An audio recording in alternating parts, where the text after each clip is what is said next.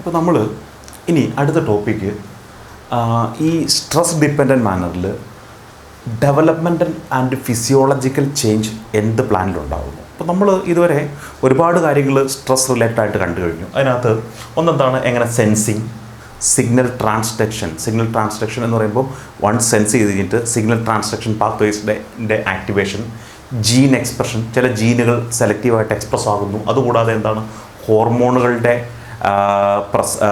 Role, different type of ഹോർമോണുകളുടെ involvement, അതുകൂടാതെ എന്താണ്, finally interacting network of signal transduction pathway, ഇങ്ങനെയുള്ള എല്ലാ കാര്യങ്ങളും നമ്മൾ കണ്ടു കഴിഞ്ഞു.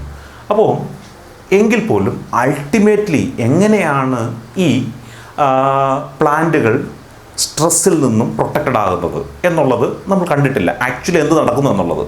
അപ്പോൾ മെയിനായിട്ടും metabolic change, physiological change and anatomical change. മെറ്റബോളിക്കലായിട്ടുള്ള ചേഞ്ചുകൾ, നോർമൽ മെറ്റബോളിക് ആക്ടിവിറ്റിയിൽ നിന്നും വ്യത്യസ്തമായിട്ടുള്ള ചില മെറ്റബോളിക് പാത്വേസ് ആക്ടിവേറ്റഡ് ആകും. ഫിസിയോളജിയിൽ ചേഞ്ച് ഉണ്ടാകുന്നു. ഈവൻ അനാറ്റമിൽ, പ്ലാന്റ് അനാറ്റമിൽ പോലും ചേഞ്ച് ഉണ്ടാകുന്നു സ്ട്രെസ് ഡിപ്പെൻഡൻറ്റ് മാനറിൽ.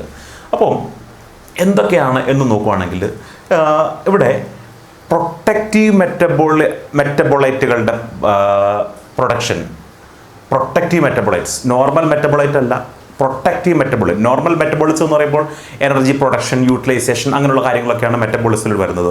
പക്ഷേ പ്രൊട്ടക്റ്റീവ് കെമിക്കലുകളുടെ പ്രൊഡക്ഷൻ എപ്പോഴാണ്, ഈ സ്ട്രെസ് ഡിപ്പെൻഡൻറ്റ് മാനർ നടന്നു. അപ്പോൾ പ്രൊട്ടക്റ്റീവ് ആയിട്ടുള്ള മെറ്റബോളൈറ്റ്സ്, പ്രോട്ടീനുകൾ, ഇങ്ങനെയുള്ള കാര്യങ്ങളെല്ലാം ഉണ്ടാകുന്നു. ഓക്കെ, നമ്മൾ വൺ ബൈ വൺ ആയിട്ട് ഓരോന്നും ഡിസ്കസ് ചെയ്യാൻ പോവാണ്, ഒരു ഇൻട്രൊഡക്ഷൻ പോലെ പറയുകയാണ്. അതുപോലെ എന്താണ് ഗ്രോത്ത് റെഗുലേഷൻ എന്ന് പറയുന്നതിൽ സ്ട്രെസ്സിൻ്റെ സമയത്ത് ഗ്രോത്ത് എന്ന് പറയുന്ന കാര്യം ത്തിൽ ചില വ്യത്യാസം വരുന്നു. സാധാരണഗതിയിൽ ഒരു പ്ലാന്റ് ഗ്രോത്ത്, റീപ്രൊഡക്ഷൻ ഇതിലോട്ട് മെയിനായിട്ടും എനർജി കോൺസെൻട്രേറ്റ് ചെയ്യുമ്പോൾ, ഈ സ്ട്രെസ്സിൻ്റെ സമയത്ത് ഗ്രോത്തിൻ്റെ ആ ഒരു പാറ്റേണിൽ ചില വ്യത്യാസം വരുന്നു. നമ്മൾ തുടക്കത്തിൽ പറഞ്ഞു കഴിഞ്ഞു, ആനുവൽസിന് ഒരു സ്ട്രാറ്റജി, പെരിനിയൽസിന് മറ്റൊരു സ്ട്രാറ്റജി എന്നൊക്കെ പറഞ്ഞു കഴിഞ്ഞു. അപ്പോൾ എന്താണ്, റെഗുലേറ്റഡ് ആയിട്ടുള്ള ഒരു ഗ്രോത്ത് വരുന്നു. ഇനി മോർഫോളജിക്കലി ഒരുപാട് വ്യത്യാസം വരുന്നു.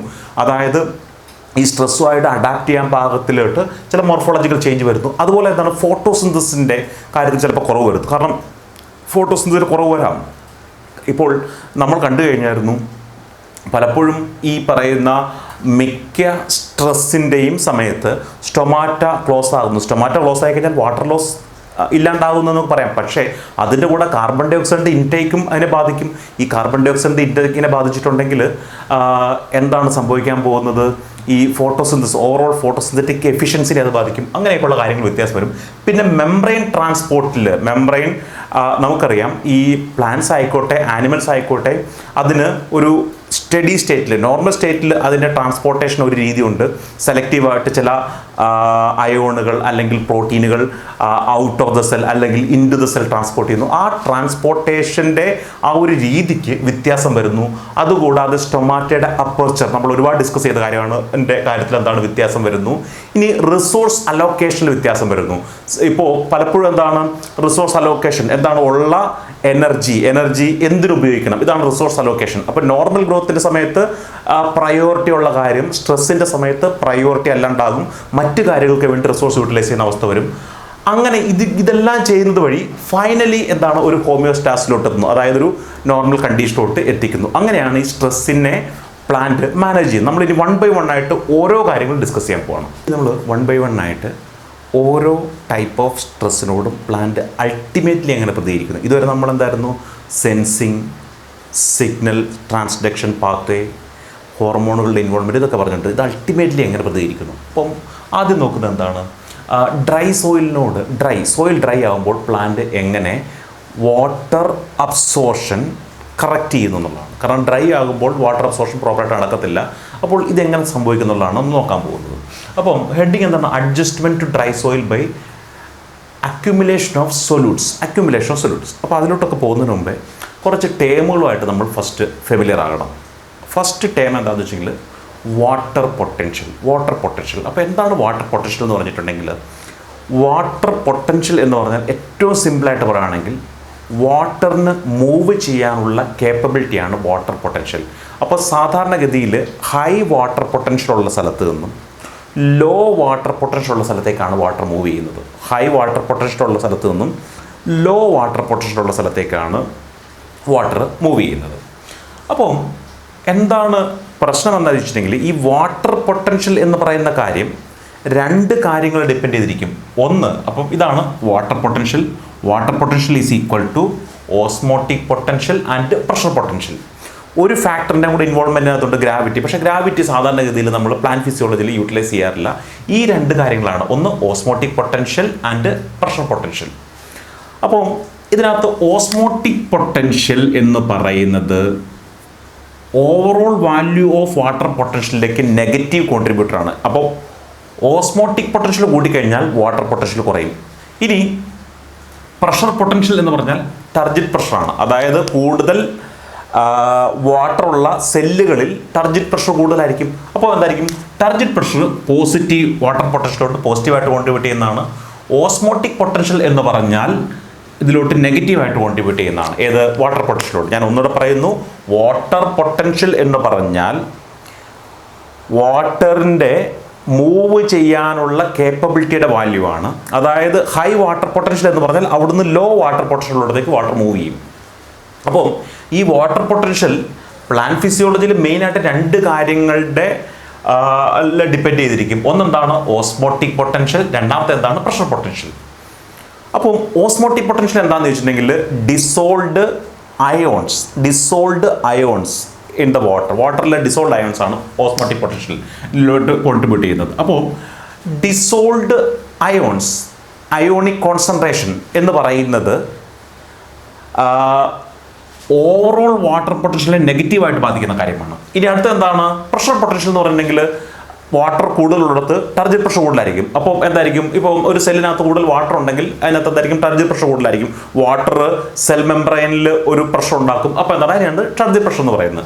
അപ്പോൾ സ്വാഭാവികമായിട്ടും ടർജിറ്റ് അല്ലെങ്കിൽ പ്രഷർ പൊട്ടൻഷ്യൽ പ്ലസ് ഓസ്മോട്ടിക് പൊട്ടൻഷ്യലാണ് ഓവറോൾ വാട്ടർ പൊട്ടൻഷ്യൽ. അപ്പോൾ എന്താ വേണ്ടത്, ഈ പറയുന്ന പ്രഷർ പൊട്ടൻഷ്യൽ കൂടിയിരിക്കുകയും ഓസ്മോട്ടിക് പൊട്ടൻഷ്യൽ കുറഞ്ഞിരിക്കുകയും ചെയ്യുന്നിടത്തായിരിക്കും വാട്ടർ പൊട്ടൻഷ്യൽ അതിൻ്റെ മാക്സിമത്തിലെത്തുക. കാരണം ഇത് നെഗറ്റീവ് വാല്യൂ ആണ്, ഇത് പോസിറ്റീവ് വാല്യൂ ആണ്. ഈ വാല്യൂ മാക്സിമവും ഇത് കുറഞ്ഞിരിക്കുമ്പോഴാണ് ഓവറോൾ വാട്ടർ പൊട്ടൻഷ്യൽ കൂടുന്നത്. അപ്പോൾ നമ്മളിവിടെ മെയിനായിട്ടും എന്താണ്, ഈ പ്രഷർ പൊട്ടൻഷ്യലിനെ കഴിഞ്ഞ ഉപരി മെയിനായിട്ട് നമ്മളിവിടെ കോൺസെൻട്രേറ്റ് ചെയ്യാൻ പോകുന്ന സംഗതി ഓസ്മോട്ടിക് പൊട്ടൻഷ്യലിനെ പറ്റിയാണ്. Osmotic potential. അപ്പോൾ ഓസ്മോട്ടിക് പൊട്ടൻഷ്യൽ എന്താണെന്ന് ചോദിച്ചിട്ടുണ്ടെങ്കിൽ, ഓസ്മോട്ടിക് പൊട്ടൻഷ്യൽ എന്താണെന്ന് വെച്ചിട്ടുണ്ടെങ്കിൽ ഒരു വാട്ടർ ഒരു ബീക്കറിൽ ഒരു വാട്ടർ ഉണ്ടെന്നുള്ള ഇതിനകത്തോട്ട് ഡിസോൾഡ് ആയിട്ടുള്ള എന്തെങ്കിലും ഡിസോൾവ് ചെയ്യുകയാണെങ്കിൽ അതിൻ്റെ ഓസ്മോട്ടിക് പൊട്ടൻഷ്യൽ കുറയും. കാരണം ഈ വാട്ടറിലോട്ട് ഏതെങ്കിലും ഒരു സൊല്യൂട്ട് ആഡ് ചെയ്യുമ്പോൾ ശരിക്കും പറഞ്ഞിട്ടുണ്ടെങ്കിൽ ഓസ്മോട്ടിക് പൊട്ടൻഷ്യൽ കുറയുന്നു. എന്താണെന്ന് വെച്ചിട്ടുണ്ടെങ്കിൽ അയോണിക് കോൺസെൻട്രേഷൻ കൂടുമ്പോൾ അതുവഴി എന്താണ്, വാട്ടർ പ്യുവർ കണ്ടീഷനിലാണ് എന്താണ് ഏറ്റവും കുറവ് അയോണിക് കോൺസെൻട്രേഷൻ ഉള്ളത്. അല്ലെങ്കിൽ എന്താണ്, ഓസ്മോട്ടിക് പൊട്ടൻഷ്യൽ 0 ഉള്ള വാല്യൂ എപ്പോഴാണ്, പ്യുവർ വാട്ടറിലാണ്. അതിലോട്ട് എന്തെങ്കിലും ഡിസോൾവ് ചെയ്യുമ്പോൾ അതിൻ്റെ എന്താണ് ഓസ്മോട്ടിക് പൊട്ടൻഷ്യൽ കൂടും. അപ്പോൾ ഇവിടെ ഒരു റൂട്ട് സെല്ലിൽ ഇതിനകത്ത് വാട്ടർ കാണും. ഇവിടെ ഡിസോൾവ് ആയിട്ട് എന്താണ് ചെറിയ അയോണുകളൊക്കെ കാണും. ഇനി വെളിയിൽ സോയിൽ ഇതിപ്പോൾ സോയിലാണെങ്കിൽ സോയിലിൽ വാട്ടർ കുറയുമ്പോൾ ഡ്രൈ ആകുമ്പോൾ ഈ പറയുന്ന സോയിലിലെ വാട്ടറിലും ഡിസോൾവ് ആയിട്ടുള്ള ന്യൂട്രിയൻസും അയോണുകൾ കാണും. അപ്പോൾ വാട്ടർ കുറഞ്ഞുകൊണ്ട് അയോണിക് കോൺസെൻട്രേഷൻ ഇൻക്രീസ് ചെയ്യുന്നു. വാട്ടർ കുറഞ്ഞത് കൊണ്ട്, അല്ലാതെ ഡിസോൾഡ് ന്യൂട്രിയൻസ് കൂടിയതുകൊണ്ടല്ല. ഡ്രോട്ടിൻ്റെ സമയത്ത് വാട്ടർ കുറഞ്ഞത് കൊണ്ട് അയോണിക് കോൺസെൻട്രേഷൻ കൂടുന്നു. ഞാൻ പറയാം, ഇപ്പോൾ ഒരു 100 അയോൺസ് 1 ലിറ്റർ വെള്ളത്തിലുണ്ടെങ്കിൽ ആ വാട്ടർ പകുതിയാവുകയാണെങ്കിൽ, ½ ലിറ്ററായിട്ട് മാറുകയാണെങ്കിൽ അപ്പോഴും ആ 100 അയോൺസ് ഉണ്ട്. അപ്പോൾ അര ലിറ്ററിൽ 100 അയോൺസും 1 ലിറ്ററിൽ 100 അയോൺസും 100-ൽ നിന്നും പകുതിയായിട്ട് വെള്ളം കുറയുമ്പോൾ അയോണിക് കോൺസെൻട്രേഷൻ ഇൻക്രീസ് ചെയ്യുന്നു. അയോണിക് കോൺസെൻട്രേഷൻ ഇൻക്രീസ് ചെയ്യുമ്പോൾ അല്ലെങ്കിൽ ഓസ്മോട്ടിക് പൊട്ടൻഷ്യൽ ഇൻക്രീസ് ചെയ്യുമ്പോൾ എന്താണ്, വാട്ടർ പൊട്ടൻഷ്യൽ കുറയുന്നു. അപ്പോൾ ഡ്രൈ ആകുമ്പോൾ സോയിലിൻ്റെ വാട്ടർ പൊട്ടൻഷ്യൽ കുറയുന്നു. അപ്പോൾ സോയിലിൽ വാട്ടർ കൂടുതലുള്ളപ്പോൾ വാട്ടറിന് ഇൻറ്റു ദ സെൽ ട്രാവൽ ചെയ്യാൻ പറ്റും. ഇപ്പം എന്താ സംഭവിച്ചേക്കുന്നത്? സോയിലിലെ വാട്ടർ കുറഞ്ഞപ്പോൾ അയോണിക് കോൺസെൻട്രേഷൻ, സോയിലിലെ വാട്ടർ അല്ലെങ്കിൽ ഓസ്മോട്ടിക് പൊട്ടൻഷ്യൽ കുറയുന്നു. അതുവഴി ഓവറോൾ വാട്ടർ പൊട്ടൻഷ്യൽ കുറയുമ്പോൾ ടെൻഡൻസി എന്താണ്? കമ്പാരിറ്റീവ്ലി ഇപ്പോൾ വാട്ടർ പൊട്ടൻഷ്യൽ എവിടെയാണ് കൂടുതൽ? റൂട്ട് സെല്ലുകളിലാണ് വാട്ടർ പൊട്ടൻഷ്യൽ കൂടുതലായിട്ടുള്ളത്. ഈ റൂട്ട് സെല്ലിലുള്ള വെള്ളം കൂടെ വെളിയിലോട്ട് പോകുന്നു, വീണ്ടും ട്രൈ ആകും. ഓൾറെഡി സോയിലിൽ വാട്ടർ കുറവാണ്, അബ്സോർവ് ചെയ്യാൻ ഇല്ല. അപ്പം എന്താണ്? ഇപ്പോൾ സോയിലുമായിട്ട് കമ്പയർ ചെയ്യുമ്പോൾ വാട്ടർ പൊട്ടൻഷ്യൽ സെല്ലിനകത്താണ് കൂടുതലുള്ളത്. വാട്ടർ പൊട്ടൻഷ്യൽ നമ്മൾ എന്താ ഡിഫൈൻ ചെയ്തേക്കുന്നത്? വാട്ടറിന് മൂവ് ചെയ്യാനുള്ള ടെൻഡൻസിയാണ്. ഇപ്പോൾ വാട്ടർ പൊട്ടൻഷ്യൽ കുറവുള്ളിടത്തേക്കാണ് വാട്ടർ മൂവ് ചെയ്യുന്നത്. ഇപ്പോൾ സോയിലിൽ വാട്ടർ കുറഞ്ഞു അല്ലെങ്കിൽ ഓസ്മോട്ടിക് പൊട്ടൻഷ്യൽ കൂടിയത് കൊണ്ട് ഇപ്പോൾ വാട്ടർ പൊട്ടൻഷ്യൽ സെല്ലിൽ കൂടുതലും സോയിലിൽ കുറവാണ്. അപ്പോൾ വാട്ടർ വെളിയിലേക്ക് പോകാനുള്ള സാധ്യതയുണ്ട്. അപ്പോൾ ഇങ്ങനെ വെളിയിലോട്ട് പോയി കഴിഞ്ഞാൽ ഓൾറെഡി ഡ്രോട്ടാണ്, ഇനിയുള്ള വെള്ളം കൂടെ പ്ലാന്റ് നഷ്ടമാകും. അപ്പോൾ അതിനെ കൗണ്ടർ ചെയ്യാൻ വേണ്ടി പ്ലാന്റ് എന്ത് ചെയ്യുന്നു എന്ന് ചോദിച്ചിട്ടുണ്ടെങ്കിൽ ചില അയോണുകളുടെ സെലക്റ്റീവായിട്ടുള്ള ഇൻടേക്ക്. അപ്പോൾ എന്തായിരിക്കും ഇങ്ങനെയുള്ള കണ്ടീഷനിൽ എങ്ങനെ ഇതിനെ നമുക്ക് കൗണ്ടർ ചെയ്യാൻ പറ്റുന്നത്? വെളിയിൽ വാട്ടർ കുറഞ്ഞു, അയോണിക് കോൺസെൻട്രേഷൻ കൂടി. അപ്പോൾ ഇവിടെ ഉള്ള വാട്ടർ അതേപോലെ റിട്ടേൺ ചെയ്യണമെങ്കിൽ അയോണിക് കോൺസെൻട്രേഷൻ കൂട്ടുന്നത് വഴി, അതായത് ഇൻസൈഡ് സെല്ലിലെ അയോണിക് കോൺസെൻട്രേഷൻ കൂട്ടുന്നു. എങ്ങനെ കൂട്ടുന്നു? ചില അയോണുകളുടെ ഇൻടേക്ക്, അതായത് സോഡിയം Na+, Cl-, K+ പോലെയുള്ള അയോണുകളുടെ ഇൻടേക്ക് വഴി. അപ്പം ഡിസോൾഡ് ന്യൂട്രിയൻസ് വാട്ടർ പൊട്ടൻഷ്യൽ കുറയ്ക്കും. അപ്പോൾ എന്തായിരിക്കും? വെളിയിൽ നിന്നുള്ള അയോണുകളെ ഇൻടേക്ക് ചെയ്തിട്ട്, അയോണുകളെ അകത്തോട്ട് എടുത്തിട്ട് സെല്ലിൻ്റെ വാട്ടർ പൊട്ടൻഷ്യൽ, ഇൻസൈഡ് സെല്ലിൻ്റെ വാട്ടർ പൊട്ടൻഷ്യൽ കുറച്ചിട്ട് വെളിയിൽ, അതായത് സോയിലുള്ളതിനെ കഴിഞ്ഞും കുറഞ്ഞ വാട്ടർ പൊട്ടൻഷ്യലോട്ട് സെല്ലെത്തിയിട്ട് ഉള്ള വാട്ടർ അകത്തേക്ക് എടുക്കാൻ തുടങ്ങുന്നു. ഞാൻ ഒന്നുകൂടെ പറയുന്നു, വാട്ടർ പൊട്ടൻഷ്യൽ സോയിലിൽ ഡ്രൈ ആകുമ്പോൾ വാട്ടർ പൊട്ടൻഷ്യൽ കുറയും. അപ്പോൾ സെല്ലിൽ നിന്നും തിയററ്റിക്കലി വാട്ടർ വെളിയിലോട്ട് പോകേണ്ടതാണ്. കാരണം ഇപ്പോൾ സെല്ലിലാണ് വാട്ടർ പൊട്ടൻഷ്യൽ കൂടുതൽ. പക്ഷേ ആ ഒരു സിറ്റുവേഷനിലോട്ട് ഉണ്ടാകാതിരിക്കാൻ വേണ്ടി സെൽ എന്ത് ചെയ്യും? സോഡിയം, Na+, Cl-, പൊട്ടാസ്യം പോലെയുള്ള അയോണുകളുടെ ഇൻടേക്ക് വഴി സൈറ്റോപ്ലാസത്തിൻ്റെ അയോണിക് കോൺസെൻട്രേഷൻ കൂട്ടുകയും അതുവഴി വാട്ടർ പൊട്ടൻഷ്യൽ കുറയ്ക്കുകയും ഈ പറയുന്ന സോയിലുമായിട്ട് കമ്പയർ ചെയ്യുമ്പോൾ ഇൻസൈഡ് സെൽ എന്താണ്? വാട്ടർ പൊട്ടൻഷ്യൽ കുറഞ്ഞിരിക്കുകയും അതുവഴി എന്താണ്? ഉള്ള വാട്ടർ അകത്തേക്ക് എത്തിക്കുകയും ചെയ്യുന്നു. അപ്പോൾ ഇതുമായിട്ട് അസോസിയേറ്റ് ചെയ്ത് മറ്റൊരു പ്രശ്നമുണ്ട്. മറ്റൊരു പ്രശ്നം എന്താണെന്ന് വെച്ചിട്ടുണ്ടെങ്കിൽ ഈ അയോണുകളുടെ അക്യുമുലേഷൻ പലപ്പോഴും ചില പ്രശ്നങ്ങൾ ഉണ്ടാക്കും. ഒരുപാട് അയോണിക് കോൺസെൻട്രേഷൻ കൂടിക്കഴിഞ്ഞാൽ ഇത് മെംബ്രെയിനുകളെ ബാധിക്കും, പ്രോട്ടീനുകളെ ബാധിക്കും. അപ്പോൾ എന്തായിരിക്കും? ഇങ്ങനെ ഒരു പരിധിയിൽ കൂടുതൽ അയോണിക് കോൺസെൻട്രേഷൻ കൂട്ടാൻ പറ്റത്തില്ല. അപ്പോൾ സെല്ലിനകത്തെ ഈ വന്ന അയോണുകൾ എന്താണ്? പലപ്പോഴും വാക്യൂളിനകത്ത് സ്റ്റോർ ചെയ്യും. ഇപ്പം Cl-, Na+, പൊട്ടാസ്യം ഒരു പരിധി വരെ സൈറ്റോപ്ലാസിൽ നിന്നാലും കുഴപ്പമില്ല. കാരണം പൊട്ടാസ്യം സൈറ്റോപ്ലാസിൽ അത്ര തന്നെ പ്രശ്നം ഉണ്ടാക്കത്തില്ല. ഈ പറയുന്ന മെംബ്രെയിനിനോ അല്ലെങ്കിൽ എന്താണ് പ്രോട്ടീനുകൾക്കോ ഒരുപാട് പ്രശ്നം ഉണ്ടാക്കത്തില്ല. പക്ഷേ സോഡിയവും ക്ലോറിനും ഒക്കെ എന്താണ്? ഒരുപാട് പ്രശ്നം ഉണ്ടാക്കും. ഒരു പരിധിയിൽ കൂടുതൽ സോഡിയവും ക്ലോറിനും അക്യുമുലേറ്റ് ചെയ്താൽ ഇത് എന്തിന് കാരണമാകും? മെംബ്രെയിൻ ഡീസ്റ്റെബിലൈസ്ഡ് ആകും. അതുകൂടാതെ ചില പ്രോട്ടീനുകളുടെ സ്റ്റെബിലിറ്റിയെ ബാധിച്ചേക്കാം. അപ്പോൾ പലപ്പോഴും എന്ത് ചെയ്യുന്നു വെച്ചിട്ടുണ്ടെങ്കിൽ സൈറ്റോപ്ലാസത്തിൽ നിന്നുള്ള ഇങ്ങനെ വാട്ടർ പൊട്ടൻഷ്യൽ കുറയ്ക്കാൻ വേണ്ടിയിട്ട് സോയിൽ നിന്നും അപ്ടേക്ക് ചെയ്ത അയോണുകൾ വാക്യൂളിൽ സ്റ്റോർ ചെയ്യുന്നു. വാക്യൂൾ എന്ന് പറയുമ്പോൾ ഒരു സെപ്പറേറ്റ് കമ്പാർട്ട്മെന്റ് ആയിട്ട് നിൽക്കുകയും അപ്പോൾ എന്തായിരിക്കും? ഈ സൈറ്റോപ്ലാസത്തിലുള്ള പ്രോട്ടീനുകളെയോ മെംബ്രെയിനോ ഇത് ബാധിക്കത്തില്ല. അപ്പോൾ എന്താണ്? സേഫ് ആയിട്ട് വെക്കും. അങ്ങനെ ഉള്ളപ്പോഴും മറ്റൊരു പ്രശ്നം എന്താണെന്ന് ചോദിച്ചിട്ടുണ്ടെങ്കിൽ ഇങ്ങനെ വാക്യൂളിൽ ഈ അയോണുകൾ സ്റ്റോർ ചെയ്ത് വെച്ചുമ്പോൾ വാക്യൂളുകളും സൈറ്റോപ്ലാസവും തമ്മിൽ എന്താണ്? ഒരു വാട്ടർ പൊട്ടൻഷ്യൽ ഡിഫറൻസ് വരും, ഓസ്മോട്ടിക് ഡിഫറൻസ് വരും. സ്വാഭാവികമായിട്ടും എന്തായിരിക്കും? ഇവിടെ അയോണിക് കോൺസെൻട്രേഷൻ കൂടുതലുള്ളത് കൊണ്ട് അല്ലെങ്കിൽ വാട്ടർ പൊട്ടൻഷ്യൽ കുറവുള്ളത് കൊണ്ട് സൈറ്റോപ്ലാസം ഇങ്ങോട്ട് വാട്ടർ കയറാൻ തുടങ്ങും, വാക്യൂളിലോട്ട് കയറാം. ഇതും നടക്കാൻ പാടില്ല. അപ്പോൾ അങ്ങനെയുള്ള സമയത്ത് സൈറ്റോപ്ലാസത്തിൻ്റെ ഓസ്മോട്ടിക് പൊട്ടൻഷ്യൽ കൂട്ടാൻ വേണ്ടിയിട്ട് ഹാംലെസ് ആയിട്ടുള്ള ചില ഓർഗാനിക് കോമ്പൗണ്ടുകളുടെ പ്രൊഡക്ഷൻ നടക്കും. അപ്പോൾ ഹാംലെസ് ആയിട്ടുള്ള ഓർഗാനിക് കോമ്പൗണ്ടുകൾ എന്ന് പറഞ്ഞാൽ ചില അമിനോ ആസിഡുകൾ, ചില sugar alcohol, quaternary ammonium compounds, ternary sulfonium compounds, അങ്ങനെയുള്ള കോമ്പൗണ്ട്സിൻ്റെ പ്രൊഡക്ഷൻ നടക്കുകയും അവരെന്താണ് ഈ സൈറ്റോപ്ലാസത്തിൽ അക്യുമുലേറ്റ് ചെയ്യുകയും ചെയ്യും. അപ്പോൾ ഇവർക്ക് എന്താണെന്ന് വെച്ചിട്ടുണ്ടെങ്കിൽ ഇവർക്ക് പ്രശ്നമൊന്നുമില്ല. കാരണം ഇവരെന്താണ് ഇനേർട്ട് ആണെന്ന് പറയാം. കാരണം എന്താണ് ഇവർ മെംബ്രെയിൻ്റെ സ്ട്രക്ചറിനെയോ അല്ലെങ്കിൽ മെംബ്രെയിൻ്റെ സ്റ്റെബിലിറ്റിനെയോ മറ്റു പ്രോട്ടീനുകളുടെ ഫംഗ്ഷനുകളോ എൻസൈമിൻ്റെ ഫംഗ്ഷനുകളോ ഒന്നും ബാധിക്കത്തില്ല. അപ്പോൾ ഇവരുടെ പ്രൊഡക്ഷൻ വഴി ഈ പറയുന്ന വാക്യൂളും സൈറ്റോപ്ലാസവും തമ്മിലുള്ള ഓസ്മോട്ടിക് പൊട്ടൻഷ്യൽ ഉണ്ടാകുന്ന വ്യത്യാസം ഇല്ലാണ്ടാക്കുന്നു. അപ്പോൾ ഇവർ ഇനേർട്ടാണ്. അപ്പോൾ ഏറ്റവും സിമ്പിളായിട്ട് പറയുകയാണെങ്കിൽ സോയിൽ ഡ്രൈ ആകുമ്പോൾ വാട്ടർ പൊട്ടൻഷ്യൽ, സോയിലുള്ള വാട്ടർ പൊട്ടൻഷ്യൽ കുറവും ഇൻസൈഡ് സെല്ല് കൂടുതലാകും. അപ്പോൾ വാട്ടറിൻ്റെ ടെൻഡൻസി വെളിയിലോട്ട് മൂവ് ചെയ്യാനാണ്. അതിനെ കൗണ്ടർ ചെയ്യാൻ വേണ്ടി അയോണുകളുടെ ഇൻടേക്ക്, ക്ലോറിൻ, Na+, പൊട്ടാസ്യം പോലെയുള്ള അയോണുകളുടെ ഇൻടേക്ക് നടക്കുന്നു. അങ്ങനെ ഇൻടേക്ക് നടക്കുമ്പോൾ ഒരു പ്രശ്നമുണ്ട്. സൈറ്റോപ്ലാസ്റ്റിൽ ഒരു പരിധി കൂടുതൽ കൂടി കഴിഞ്ഞാൽ സൈറ്റോപ്ലാസ്റ്റിലുള്ള എൻസൈമുകളുടെയും മറ്റ് മെംബ്രെയിൻ്റെ ഒക്കെ എന്താണ് സ്റ്റെബിലിറ്റിനെ ഇത് ബാധിക്കും. അപ്പോൾ എന്താണ് വാക്യൂൾ ട്രാൻസ്പോർട്ട് ചെയ്യും. ഇപ്പോഴും പ്രശ്നം തീർന്നില്ല. വാക്യൂൾ ട്രാൻസ്പോർട്ട് ചെയ്യുമ്പോൾ വാക്യൂളും സൈറ്റോപ്ലാസ്റ്റിനും ഇടയ്ക്ക് എന്ത് വ്യത്യാസം വരുന്നു? ഓസ്മോട്ടിക് പൊട്ടൻഷ്യൽ വ്യത്യാസം വരുന്നത്. ഇവിടെ വാട്ടർ പൊട്ടൻഷ്യൽ കൂടുതലും ഇവിടെ കുറവാണ്. വാട്ടർ ഇങ്ങോട്ട് ഫ്ലോ ചെയ്യാൻ തുടങ്ങും. അത് ഒഴിവാക്കാൻ വേണ്ടിയിട്ട് ചില ഓർഗാനിക് കോമ്പൗണ്ട്സ് സൈറ്റോപ്ലാസ്റ്റിൽ അക്യുമുലേറ്റ് ചെയ്യും. ഈ സൈറ്റോപ്ലാസ്റ്റിൽ അക്യുമുലേറ്റ് ചെയ്യുമ്പോൾ അവരെന്താണ് ഈ അയോണിക് അല്ലെങ്കിൽ ഓസ്മോട്ടിക് പൊട്ടൻഷ്യൽ ഡിഫറൻസ് ഇല്ലാണ്ടാക്കും.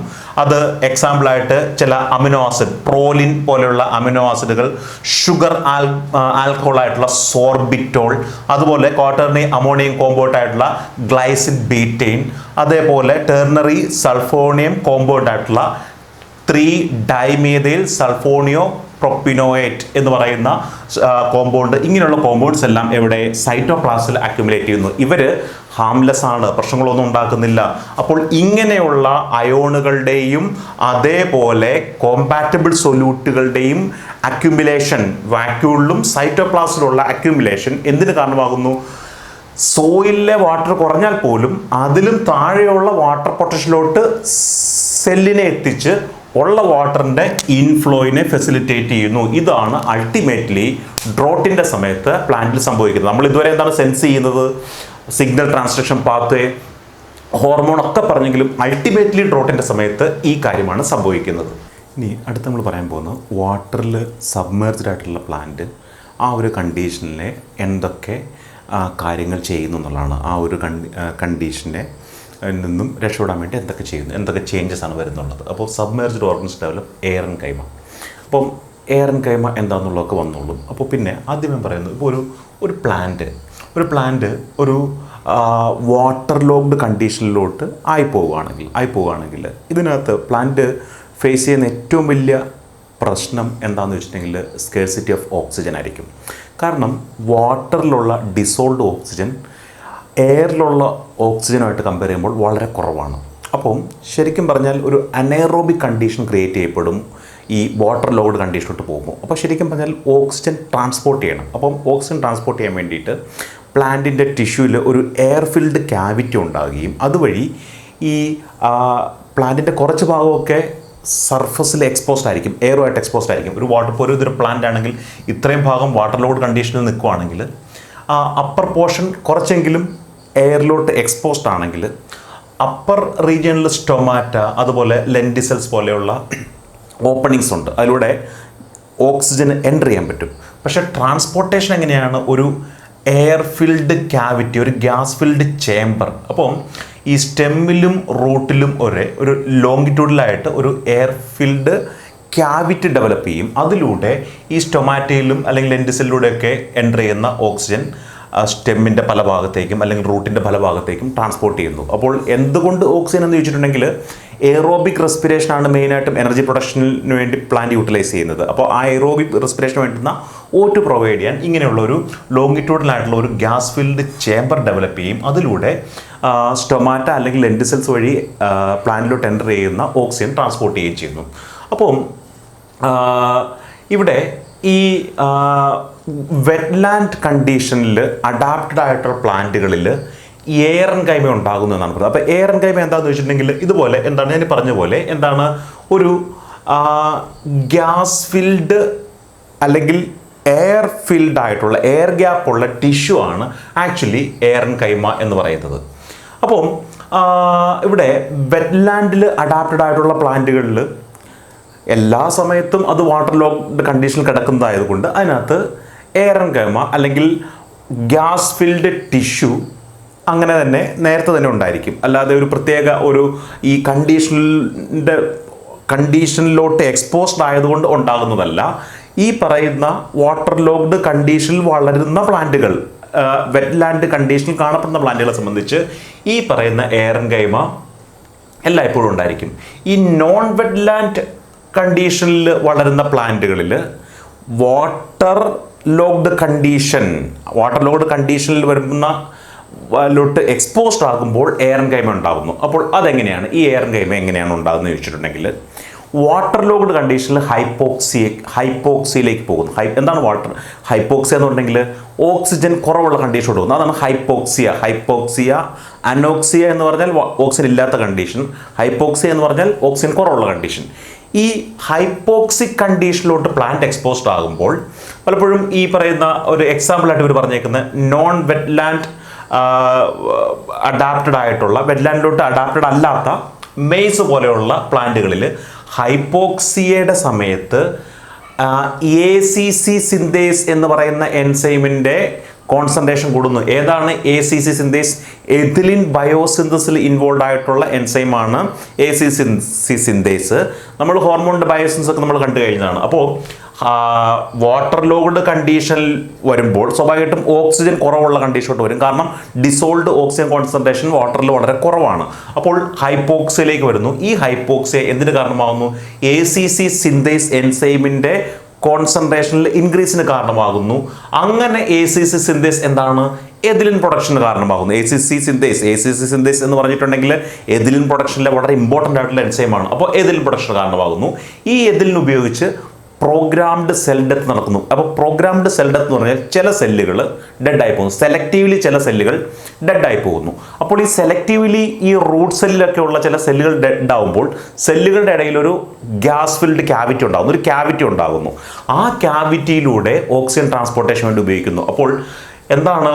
മെയ്സ് പോലെയുള്ള നോൺ വെറ്റ്ലാൻഡിൽ വളരുന്ന പ്ലാന്റുകൾ വെറ്റ്ലാൻഡ് കണ്ടീഷനിലോട്ട് അല്ലെങ്കിൽ സബ്മേർജ് കണ്ടീഷനിലോട്ട് പോവുകയാണെങ്കിൽ ഹൈപ്പോക്സിക് കണ്ടീഷൻ്റെ ഫലമായിട്ട് ACC സിന്തേസിൻ്റെ കോൺസെൻട്രേഷൻ കൂടുകയും ACC സിന്തേസ് എഥിലിൻ പ്രൊഡ്യൂസ് ചെയ്യുകയും എഥിലിൻ എന്തിന് കാരണമാകുന്നു? പ്രോഗ്രാംഡ് സെൽ ഡെത്തിന് കാരണമാകുന്നു. അപ്പോൾ ഇതാണ് ഈ ഗ്യാസ് ഫിൽഡ് ക്യാവിറ്റി ഉണ്ടാകുന്നതിൻ്റെ ബേസ്. അപ്പം എയറൻകൈമ ഉണ്ടാകുന്നത് എങ്ങനെയാണ്? ആദ്യം മുഴുവനായിട്ട് സെല്ലുണ്ടായിരിക്കും, ഇടയ്ക്കിടയ്ക്ക് സെലക്റ്റീവായിട്ട് ചില സെല്ലുകൾ ഉണ്ടാകുമ്പോൾ ഈ സെല്ലുകളുടെ ഇടയിൽ ഗ്യാപ്പ് ഉണ്ടാകുകയും അതാണ് ഈ ഗ്യാസ് ഫിൽഡ് ക്യാവിറ്റി ആയിട്ട് ആക്ട് ചെയ്യുന്നത്. എന്തിനു വേണ്ടിയിട്ട്? ട്രാൻസ്പോർട്ടേഷൻ ഓഫ് ഓക്സിജന് വേണ്ടിയിട്ട് ഉപയോഗിക്കുന്നത് ഈ എയറൻകൈമ ഉപയോഗിച്ചിട്ടാണ്. ഓക്കെ, അപ്പോൾ ഇനി സാധാരണഗതിയിൽ ഇങ്ങനെയുള്ള എയറൻകൈമയുടെ അല്ലെങ്കിൽ പ്രോഗ്രാംഡ് സെൽ ഡെത്തിന് മുന്നേ സെല്ലിൽ കാണപ്പെടുന്ന ഒരു കാര്യം ഇൻക്രീസ് ഇൻ കാൽസ്യം കോൺസെൻട്രേഷൻ ആണ്. അപ്പോൾ ഇൻക്രീസ് ഇൻ കാൽസ്യം കോൺസെൻട്രേഷൻ ഈ എയറൻകൈമ ഫോർമേഷന് മുന്നേ ഒബ്സർവ് ചെയ്യപ്പെടുന്ന ഒരു കാര്യമാണ്. അപ്പോൾ കാൽസ്യം കോൺസെൻട്രേഷൻ കൂടുന്നതിൻ്റെ ഫലമായിട്ട് അല്ലെങ്കിൽ വാട്ടർ സ്ട്രെസ്സിൻ്റെ ഫലമായിട്ട് കാൽസ്യം കോൺസെൻട്രേഷൻ കൂടുന്നു, അതുവഴി പ്രോഗ്രാംഡ് സെൽ ഡെത്ത് നടക്കുന്നു, അതുവഴി എയറൻകൈമയുടെ ഫോർമേഷൻ നടക്കുന്നു. കാൽസ്യം കോൺസെൻട്രേഷൻ കൂടാത്ത സെല്ലുകളിൽ അല്ലെങ്കിൽ പ്ലാന്റുകളിൽ എയറൻകൈമയുടെ ഫോർമേഷൻ ഒബ്സർവ് ചെയ്യപ്പെട്ടിട്ടില്ല. അതിൻ്റെ അർത്ഥം എന്താണ്? ഈ കാൽസ്യത്തിൻ്റെ ഇൻക്രീസ് ഇൻ കോൺസെൻട്രേഷൻ എയറൻകൈമയുടെ ഫോർമേഷന് വളരെ ഇമ്പോർട്ടൻ്റ് ആയിട്ടുള്ള ഫാക്ടറാണ്. ഇനി ചില ടിഷ്യൂസ് ഈ അനൈറോബിക് കണ്ടീഷൻ, ഞാൻ അനൈറോബിക് എന്ന് പറയുമ്പോൾ വാട്ടർ ലോക്ക്ഡ് കണ്ടീഷനാൽ ഉണ്ടാകുന്ന അനൈറോബിക് കണ്ടീഷൻ, ഓക്സിജൻ്റെ സ്കേഴ്സിറ്റി, ചില ടിഷ്യൂ അത് സഹിക്കും.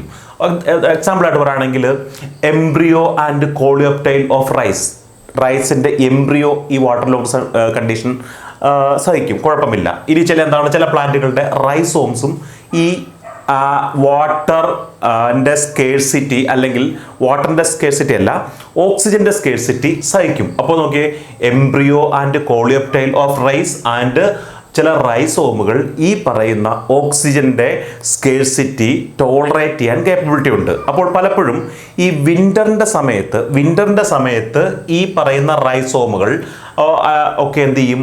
ഈ വിൻ്റർ സമയത്ത് അനൈറോബിക് കണ്ടീഷനിൽ ഇരിക്കും. അതിനുശേഷം സ്പ്രിംഗ് ആകുമ്പോഴേക്കും പതുക്കെ അതിൻ്റെ ലീഫൊക്കെ സ്പ്രൗട്ട് ചെയ്ത് മേളിലോട്ട് വരുമ്പോൾ മേളിലെ എയറുമായിട്ട് കണക്ഷൻ ആവുകയും അതുവഴി എയറൻകൈമ എസ്റ്റാബ്ലിഷ് ചെയ്യും. അതിനുശേഷം എയ്റോബിക് റെസ്പിറേഷനോട്ട് പോവുകയും ചെയ്യും. അപ്പോൾ ഇനീഷ്യലി ഈ റൈസോം ഈ സോയിലിൽ വാട്ടർ ലോക്ഡ് കണ്ടീഷനിൽ ഓക്സിജൻ ഇല്ലാതെ കഴിയുന്ന സമയത്ത് അനൈറോബിക് മോഡ് ഓഫ് അനൈറോബിക് റെസ്പിറേഷനും എന്നിട്ട് സ്പ്രിങ്സിലോട്ട് എത്തുമ്പോഴേക്കും എന്താണ്, ഈ പ്ലാന്റ് വളർന്ന് ഈ വാട്ടറിൻ്റെ ടോപ്പിലേക്ക് ഈ ലീഫ് എത്തുമ്പോൾ ഈ ലീഫിലൂടെ ഓക്സിജൻ ട്രാൻസ്പോർട്ട് ചെയ്യും, അവിടെ എയറൻകൈമ ഡെവലപ്പ് ചെയ്യുകയും ചെയ്യും. അപ്പോൾ എന്തായിരിക്കും അതിൽ എയറൻകൈമ ഡെവലപ്പ് ചെയ്ത് ഈ ഓക്സിജന്റെ ട്രാൻസ്പോർട്ടേഷൻ പ്രോപ്പറായിട്ട് നടക്കുകയും ചെയ്യും. അപ്പോൾ രണ്ട് രീതിയിലാണ് വളരുന്നത്. ഇനീഷ്യലി റൈസോമായിട്ടിരിക്കുമ്പോൾ അനൈറോബിക് റെസ്പിറേഷൻ, പ്ലാന്റ് വളർന്ന് എയറുമായിട്ട് കോണ്ടാക്റ്റിൽ വരുമ്പോൾ എയ്റോബിക് റെസ്പിറേഷൻ. അപ്പോൾ ഇവിടെ ഈ റൈസ് പോലെയുള്ള വെറ്റ്ലാൻഡ് അഡാപ്റ്റഡ് പ്ലാന്റ് പലപ്പോഴും സീറോ ടോളറൻസ് ടു അനോക്സിയാണ്. അനോക്സിക് കണ്ടീഷൻ, ഓക്സിജൻ ഇല്ലാത്ത കണ്ടീഷൻ റൈസസിന് ടോളറേറ്റ് ചെയ്യാൻ പറ്റത്തില്ല. അപ്പോൾ ഇത് കുറച്ച് കൺഫ്യൂസിങ് ആയിട്ട് തോന്നിക്കാം. കാരണം റൈസ് എന്ന് പറയുന്നത് വാട്ടർ ലോക്ഡ് കണ്ടീഷൻ അഡാപ്റ്റഡ് ആയിട്ടുള്ള പ്ലാന്റ് ആണ്, എന്നിട്ടും സീറോ ടോളറൻസ് ടു അനോക്സിയ എന്ന് പറയുന്നത് ഒരു അൺയൂഷ്വൽ ആയിട്ട് തോന്നിക്കാം. പക്ഷെ എന്താ സംഭവിക്കുന്നത് വെച്ചിട്ടുണ്ടെങ്കിൽ, റൈസിൻ്റെ കേസിൽ കണ്ടിന്യൂസ് ഫോർമേഷൻ ഓഫ് എയറൻകൈമൽ സെൽ നടന്നുകൊണ്ടിരിക്കുകയാണ്. ഇതിൻ്റെ റൂട്ട് അങ്ങനെ ഗ്രോ ചെയ്ത് പോകുന്നതനുസരിച്ച് റൂട്ട് ടിപ്പ് വരെയുള്ള സെല്ലുകളിൽ എന്താണ്, എയറൻകൈമ കണ്ടിന്യൂസ് ആയിട്ട് ഫോം ചെയ്തുകൊണ്ടിരിക്കുകയാണ്. അപ്പോൾ ഒരിക്കൽ പോലും അനൈറോബിക് കണ്ടീഷൻ ഫേസ് ചെയ്യേണ്ടി വരുന്നില്ല റൈസിൻ്റെ കേസിൽ. എന്തുകൊണ്ടെന്നാൽ ഈ റൂട്ട് ഗ്രോ ചെയ്ത് ഡീപ്പർ ലെയർ ഓഫ് സോയിലിലേക്ക് പോകും തോറും ഈ ഓരോ പുതിയതായിട്ട് ഫോം ചെയ്യുന്ന റൂട്ട് സെല്ലുകൾ അല്ലെങ്കിൽ ടിഷ്യൂവിലും എയറൻകൈമ ഫോം ചെയ്തുകൊണ്ടിരിക്കുകയാണ്. അതുകൊണ്ട് തന്നെ ഓക്സിജൻ്റെ സ്കേഴ്സിറ്റി ഉണ്ടാകുന്നില്ല. അപ്പോൾ സ്കേഴ്സിറ്റി ഉണ്ടായിക്കഴിഞ്ഞാൽ റൂട്ടിന് വളരാൻ പറ്റത്തില്ല. പിന്നെ പലപ്പോഴും ഈ വാട്ടർ ലോക്ഡ് കണ്ടീഷനിൽ വളരുന്ന പ്ലാന്റുകളുടെ റൂട്ട് സെല്ലിൽ എയറൻകൈമ ഫോം ചെയ്യും, റൂട്ടിൽ എയറൻകൈമ ഫോം ചെയ്യും. അതുകൂടാതെ റൂട്ട് സെല്ലുകൾ സൂബറിൻ അല്ലെങ്കിൽ ലിഗ്നിൻ പോലെയുള്ള കോമ്പൗണ്ട്സ് അതിൻ്റെ സെൽ വാളിൽ ഉണ്ടാകുന്നു. അപ്പോൾ ഈ സെൽ വാൾ ശരിക്കും പറഞ്ഞാൽ കുറച്ചുകൂടെ എന്താണ്, ഈ സൂബറിൻ ലിഗ്നിൻ പോലെയുള്ള ഫാക്ടേഴ്സിൻ്റെ പ്രസൻസ് കൊണ്ട് സെൽ വാളിന് തിക്നെസ് കൂടുതലാണ്. അതുവഴി ഉള്ള ഓക്സിജൻ വെളിയിലോട്ട് പോകാണ്ട് പ്രൊട്ടക്റ്റ് ചെയ്യും ഈ സൂബറിൻ ലിഗ്നിൻ പോലെയുള്ള ഫാക്ടേഴ്സിൻ്റെ പ്രസൻസ് കൊണ്ട്. അതുകൂടാതെ പലപ്പോഴും നോർമൽ പ്ലാന്റുകളുടെ റൂട്ട് ഡീപ്പർ ലെയറിലോട്ട് പോകുന്നതിനെ പ്രിവെൻറ്റ് ചെയ്യുന്ന ഫാക്ടർ ഓക്സിജൻ്റെ സ്കേഴ്സിറ്റിയാണ്. ഓക്സിജൻ ഉണ്ടെങ്കിൽ മാത്രമേ ഡീപ്പ് ലെയറിലോട്ട് പോകാൻ പറ്റത്തുള്ളൂ. കാരണം റൂട്ടുകൾക്ക് മെയിനായിട്ടും എനർജി സോഴ്സ്, റൂട്ടിൻ്റെ ഡെവലപ്മെൻറ്റ് ആൻഡ് ഗ്രോത്തിന് വേണ്ടുന്ന മെയിനായിട്ടുള്ള എനർജി സോഴ്സ് എയ്റോബിക് റെസ്പിറേഷനാണ്. എയ്റോബിക് റെസ്പിറേഷൻ വേണമെങ്കിൽ ഓക്സിജൻ വേണം. ഓക്സിജൻ ട്രാൻസ്പോർട്ട് ചെയ്യണമെങ്കിൽ ഇതുപോലുള്ള എയറൻകൈമൽ ടിഷ്യൂ വേണം. അങ്ങനെ ഇല്ലെങ്കിൽ, ഓക്സിജൻ കിട്ടിയില്ലെങ്കിൽ റൂട്ടിന് ഡീപ്പർ ലെയറിലോട്ട് പോകുന്നതിന് പരിമിതി ഉണ്ടാകും. ഓക്കെ, നമ്മൾ ഓൾറെഡി കണ്ടു കഴിഞ്ഞു ഈ സ്ട്രെസ്ഫുൾ കണ്ടീഷനിലൂടെ പോകുമ്പോൾ plant different types of reactive oxygen സ്പീഷീസിനെ പ്രൊഡ്യൂസ് ചെയ്യുന്നു. അപ്പം ഈ reactive oxygen species production actually പ്ലാന്റിൽ സംഭവിക്കുന്നതാണ്. എന്തുകൊണ്ടെന്നാൽ ഈ സ്ട്രെസ്ഫുൾ കണ്ടീഷനിൽ പല എൻസൈമുകളും നോൺ ഫങ്ഷണൽ ആകുകയും പലപ്പോഴും ഇലക്ട്രോൺ ട്രാൻസ്പോർട്ടേഷൻ ഇൻവോൾവ് ആയിട്ടുള്ള എൻസൈമുകൾ നോൺ ഫങ്ഷണൽ ആകുമ്പോൾ ഈ ഇലക്ട്രോണുകളെ ഓക്സിജൻ അക്സെപ്റ്റ് ചെയ്യുകയും അങ്ങനെയാണ് റിയാക്റ്റീവ് ഓക്സിജൻ സ്പീഷീസ് ഉണ്ടാകുന്നത്. അപ്പോൾ നമ്മൾ ഈ റിയാക്റ്റീവ് ഓക്സിജൻ സ്പീഷീസിനെ ഒരു സിഗ്നലായിട്ട് പറഞ്ഞു, ഈ പറയുന്ന സ്ട്രെസ്സിൻ്റെ സിഗ്നലായിട്ട് പറഞ്ഞു. പക്ഷേ ആക്ച്വലി പ്ലാന്റിനെ സംബന്ധിച്ച് റിയാക്റ്റീവ് ഓക്സിജൻ സ്പീഷീസ് പ്ലാന്റിൽ പല പ്രശ്നങ്ങളും ഉണ്ടാക്കുന്നു. എന്താണെന്ന് വെച്ചിട്ടുണ്ടെങ്കിൽ നമ്മൾ കണ്ടു കഴിഞ്ഞതാണ് ലിപ്പിഡ് പെറോക്സിഡേഷൻ, അതുപോലെ ഒരുപാട് ബയോമോളിക്യൂളിൻ്റെ ഡീഗ്രഡേഷൻ, DNA, RNA, പ്രോട്ടീൻ, ഇതിൻ്റെയൊക്കെ എന്താണ് ഡീഗ്രഡേഷനൊക്കെ റിയാക്റ്റീവ് ഓക്സിജൻ സ്പീഷീസ് കാരണമാകുന്നു. അപ്പോൾ സ്വാഭാവികമായിട്ടും പ്ലാന്റിൽ റിയാക്റ്റീവ് ഓക്സിജൻ സ്പീഷീസ് അക്യുമുലേറ്റ് ചെയ്യുക എന്നുള്ളത് പ്ലാന്റിനെ സംബന്ധിച്ച് ഒട്ടും നല്ലതല്ല. അപ്പോൾ ഇങ്ങനെ അക്യുമുലേറ്റ് ചെയ്യുന്ന റിയാക്റ്റീവ് ഓക്സിജൻ സ്പീഷീസിനെ കുറയ്ക്കുക അല്ലെങ്കിൽ അതിൻ്റെ എഫക്റ്റ് ഇല്ലാണ്ടാക്കുക എന്ന് വേണ്ടിയിട്ട് മെക്കാനിസം ഉണ്ട്. അപ്പോൾ ആ ഒരു മെക്കാനിസം എന്താണെന്ന് വെച്ചിട്ടുണ്ടെങ്കിൽ reactive oxygen species scavenging mechanism, അങ്ങനൊരു മെക്കാനിസം പ്ലാന്റിൽ ഇവോൾവ് ചെയ്ത് വന്നിട്ടുണ്ട്. അപ്പോൾ കാരണം ഈ റിയാക്റ്റീവ് ഓക്സിജൻ സ്പീഷീസ് ഒരു പരിധി കൂടുതൽ പ്ലാന്റിൽ വന്നിട്ടുണ്ടെങ്കിൽ അത് ഇവഞ്ച്വലി സെൽ ഡെത്തിന് കാരണമാകും. അപ്പോൾ ആ സെൽ ഡെത്തിലേക്ക് പോകുന്നതിന് മുമ്പ് തന്നെ റിയാക്റ്റീവ് ഓക്സിജൻ സ്പീഷീസിൻ്റെ ഈ ഒരു ഡിലറ്റീരിയസ് എഫക്റ്റ് ഇല്ലാണ്ടാക്കുന്ന രീതിയിൽ അതിനെ കൺവേർട്ട് ചെയ്യണം. ആ പ്രോസസ്സിനെയാണ് റിയാക്റ്റീവ് ഓക്സിജൻ സ്പീഷീസ് സ്കാവെഞ്ചിങ് എന്ന് പറയുന്നത്. അപ്പോൾ ചില എൻസൈമുകൾ, ചില ആൻറ്റി ഓക്സിഡൻറ്റുകൾ, ഇങ്ങനെയുള്ളവയൊക്കെ എന്താണ് ഈ റിയാക്റ്റീവ് ഓക്സിജൻ സ്പീഷീസിൻ്റെ ഈ ഹാംഫുൾ എഫക്റ്റിനെ ഇല്ലാണ്ടാക്കുന്നതിൽ റോളുണ്ട്. അപ്പം ഞാൻ ഓൾറെഡി പറഞ്ഞു, ആ ഒരു പ്രോസസ്സിനെയാണ് ഈ ROS സ്കാവഞ്ചിങ് അല്ലെങ്കിൽ റിയാക്റ്റീവ് ഓക്സിജൻ സ്പീഷീസ് സ്കാവഞ്ചിങ് എന്ന് പറയുന്നത്. അപ്പോൾ ഈ എന്താണ് ഈ പറയുന്ന റിയാക്റ്റീവ് ഓക്സിജൻ സ്പീഷീസ് സ്കാവഞ്ചേഴ്സ് എന്ന് വെച്ചിട്ടുണ്ടെങ്കിൽ, ഏറ്റവും സിമ്പിളായിട്ട് പറയുകയാണെങ്കിൽ ബയോളജിക്കലി അവർക്ക് പറയുന്ന പേരാണ് ബയോളജിക്കൽ ആൻറ്റി ഓക്സിഡൻസ് ആണ് ഈ റിയാക്റ്റീവ് ഓക്സിജൻ സ്പീഷീസിൻ്റെ സ്കാവഞ്ചർ അറ്റാക്ക്. അവരെന്താണ്, അവർ basically small organic compounds, small peptides, വളരെ ചെറിയ ഓർഗാനിക് കോമ്പൗണ്ടുകളോ അല്ലെങ്കിൽ ചെറിയ പെപ്റ്റൈഡുകളോ ഒക്കെയാണ് ഈ പറയുന്ന ആൻറ്റി ഓക്സിഡൻറ്റ് അല്ലെങ്കിൽ റിയാക്റ്റീവ് ഓക്സിജൻ സ്പീഷീസ് സ്കാവഞ്ചറായിട്ട് അറിയപ്പെടുന്നത്. ഇവർക്കുള്ള എന്താണ് ഇവർ ചെയ്യുന്നതെന്ന് ചോദിച്ചിട്ടുണ്ടെങ്കിൽ, ഓൾമോസ്റ്റ് എല്ലാ റിയാക്റ്റീവ് ഓക്സിജൻ സ്പീഷീസ് സ്കാവഞ്ചറും ചെയ്യുന്നത് ഈ റിയാക്റ്റീവ് ഓക്സിജൻ സ്പീഷീസിലുള്ള എക്സ്ട്രാ ഇലക്ട്രോണിനെ അക്സെപ്റ്റ് ചെയ്യുന്നു. നമ്മൾ ഓൾറെഡി കണ്ടു കഴിഞ്ഞു എങ്ങനെയാണ് റിയാക്റ്റീവ് ഓക്സിജൻ സ്പീഷീസ് ഉണ്ടായത്. ഈ ഇലക്ട്രോൺ ട്രാൻസ്പോർട്ടേഷൻ പാത്വേയിൽ ചില എൻസൈമുകൾ നോൺ ഫങ്ഷണൽ ആകുകയും അവർ ഇലക്ട്രോൺ അക്സെപ്റ്റ് ചെയ്യാതെ വരികയും ആ സമയത്ത് ഓക്സിജൻ ഈ ഇലക്ട്രോൺ അക്സെപ്റ്റ് ചെയ്താണ് റിയാക്റ്റീവ് ഓക്സിജൻ സ്പീഷീസ് ഉണ്ടായത്. അപ്പോൾ അങ്ങനെയുള്ള ഓക്സിജനെ അക്സെപ്റ്റ് ചെയ്താണ് അക്സെപ്റ്റ് ചെയ്ത റിയാക്റ്റീവ് ഓക്സിജൻ സ്പീഷീസിൽ നിന്നും ഇലക്ട്രോൺ അക്സെപ്റ്റ് ചെയ്യുന്നു ഈ സ്മോൾ ഓർഗാനിക് കോമ്പൗണ്ട്സ് അല്ലെങ്കിൽ സ്മോൾ പെപ്റ്റൈഡ്സ്. അപ്പോൾ ഇവർക്ക് ജനറലി ഇവർക്ക് പറയാൻ പറ്റും ഇവർക്ക് ഇലക്ട്രോൺ അക്സെപ്റ്റ് ചെയ്യാൻ പറ്റും. ഈ ഇലക്ട്രോൺ അക്സെപ്റ്റ് ചെയ്ത് കഴിഞ്ഞാൽ റിയാക്റ്റീവ് ഓക്സിജൻ സ്പീഷീസിന് ആ ഒരു സൈറ്റോടോക്സിക് ആയിട്ടുള്ള എഫക്റ്റ് ഇല്ലാണ്ടായിട്ട് വരും.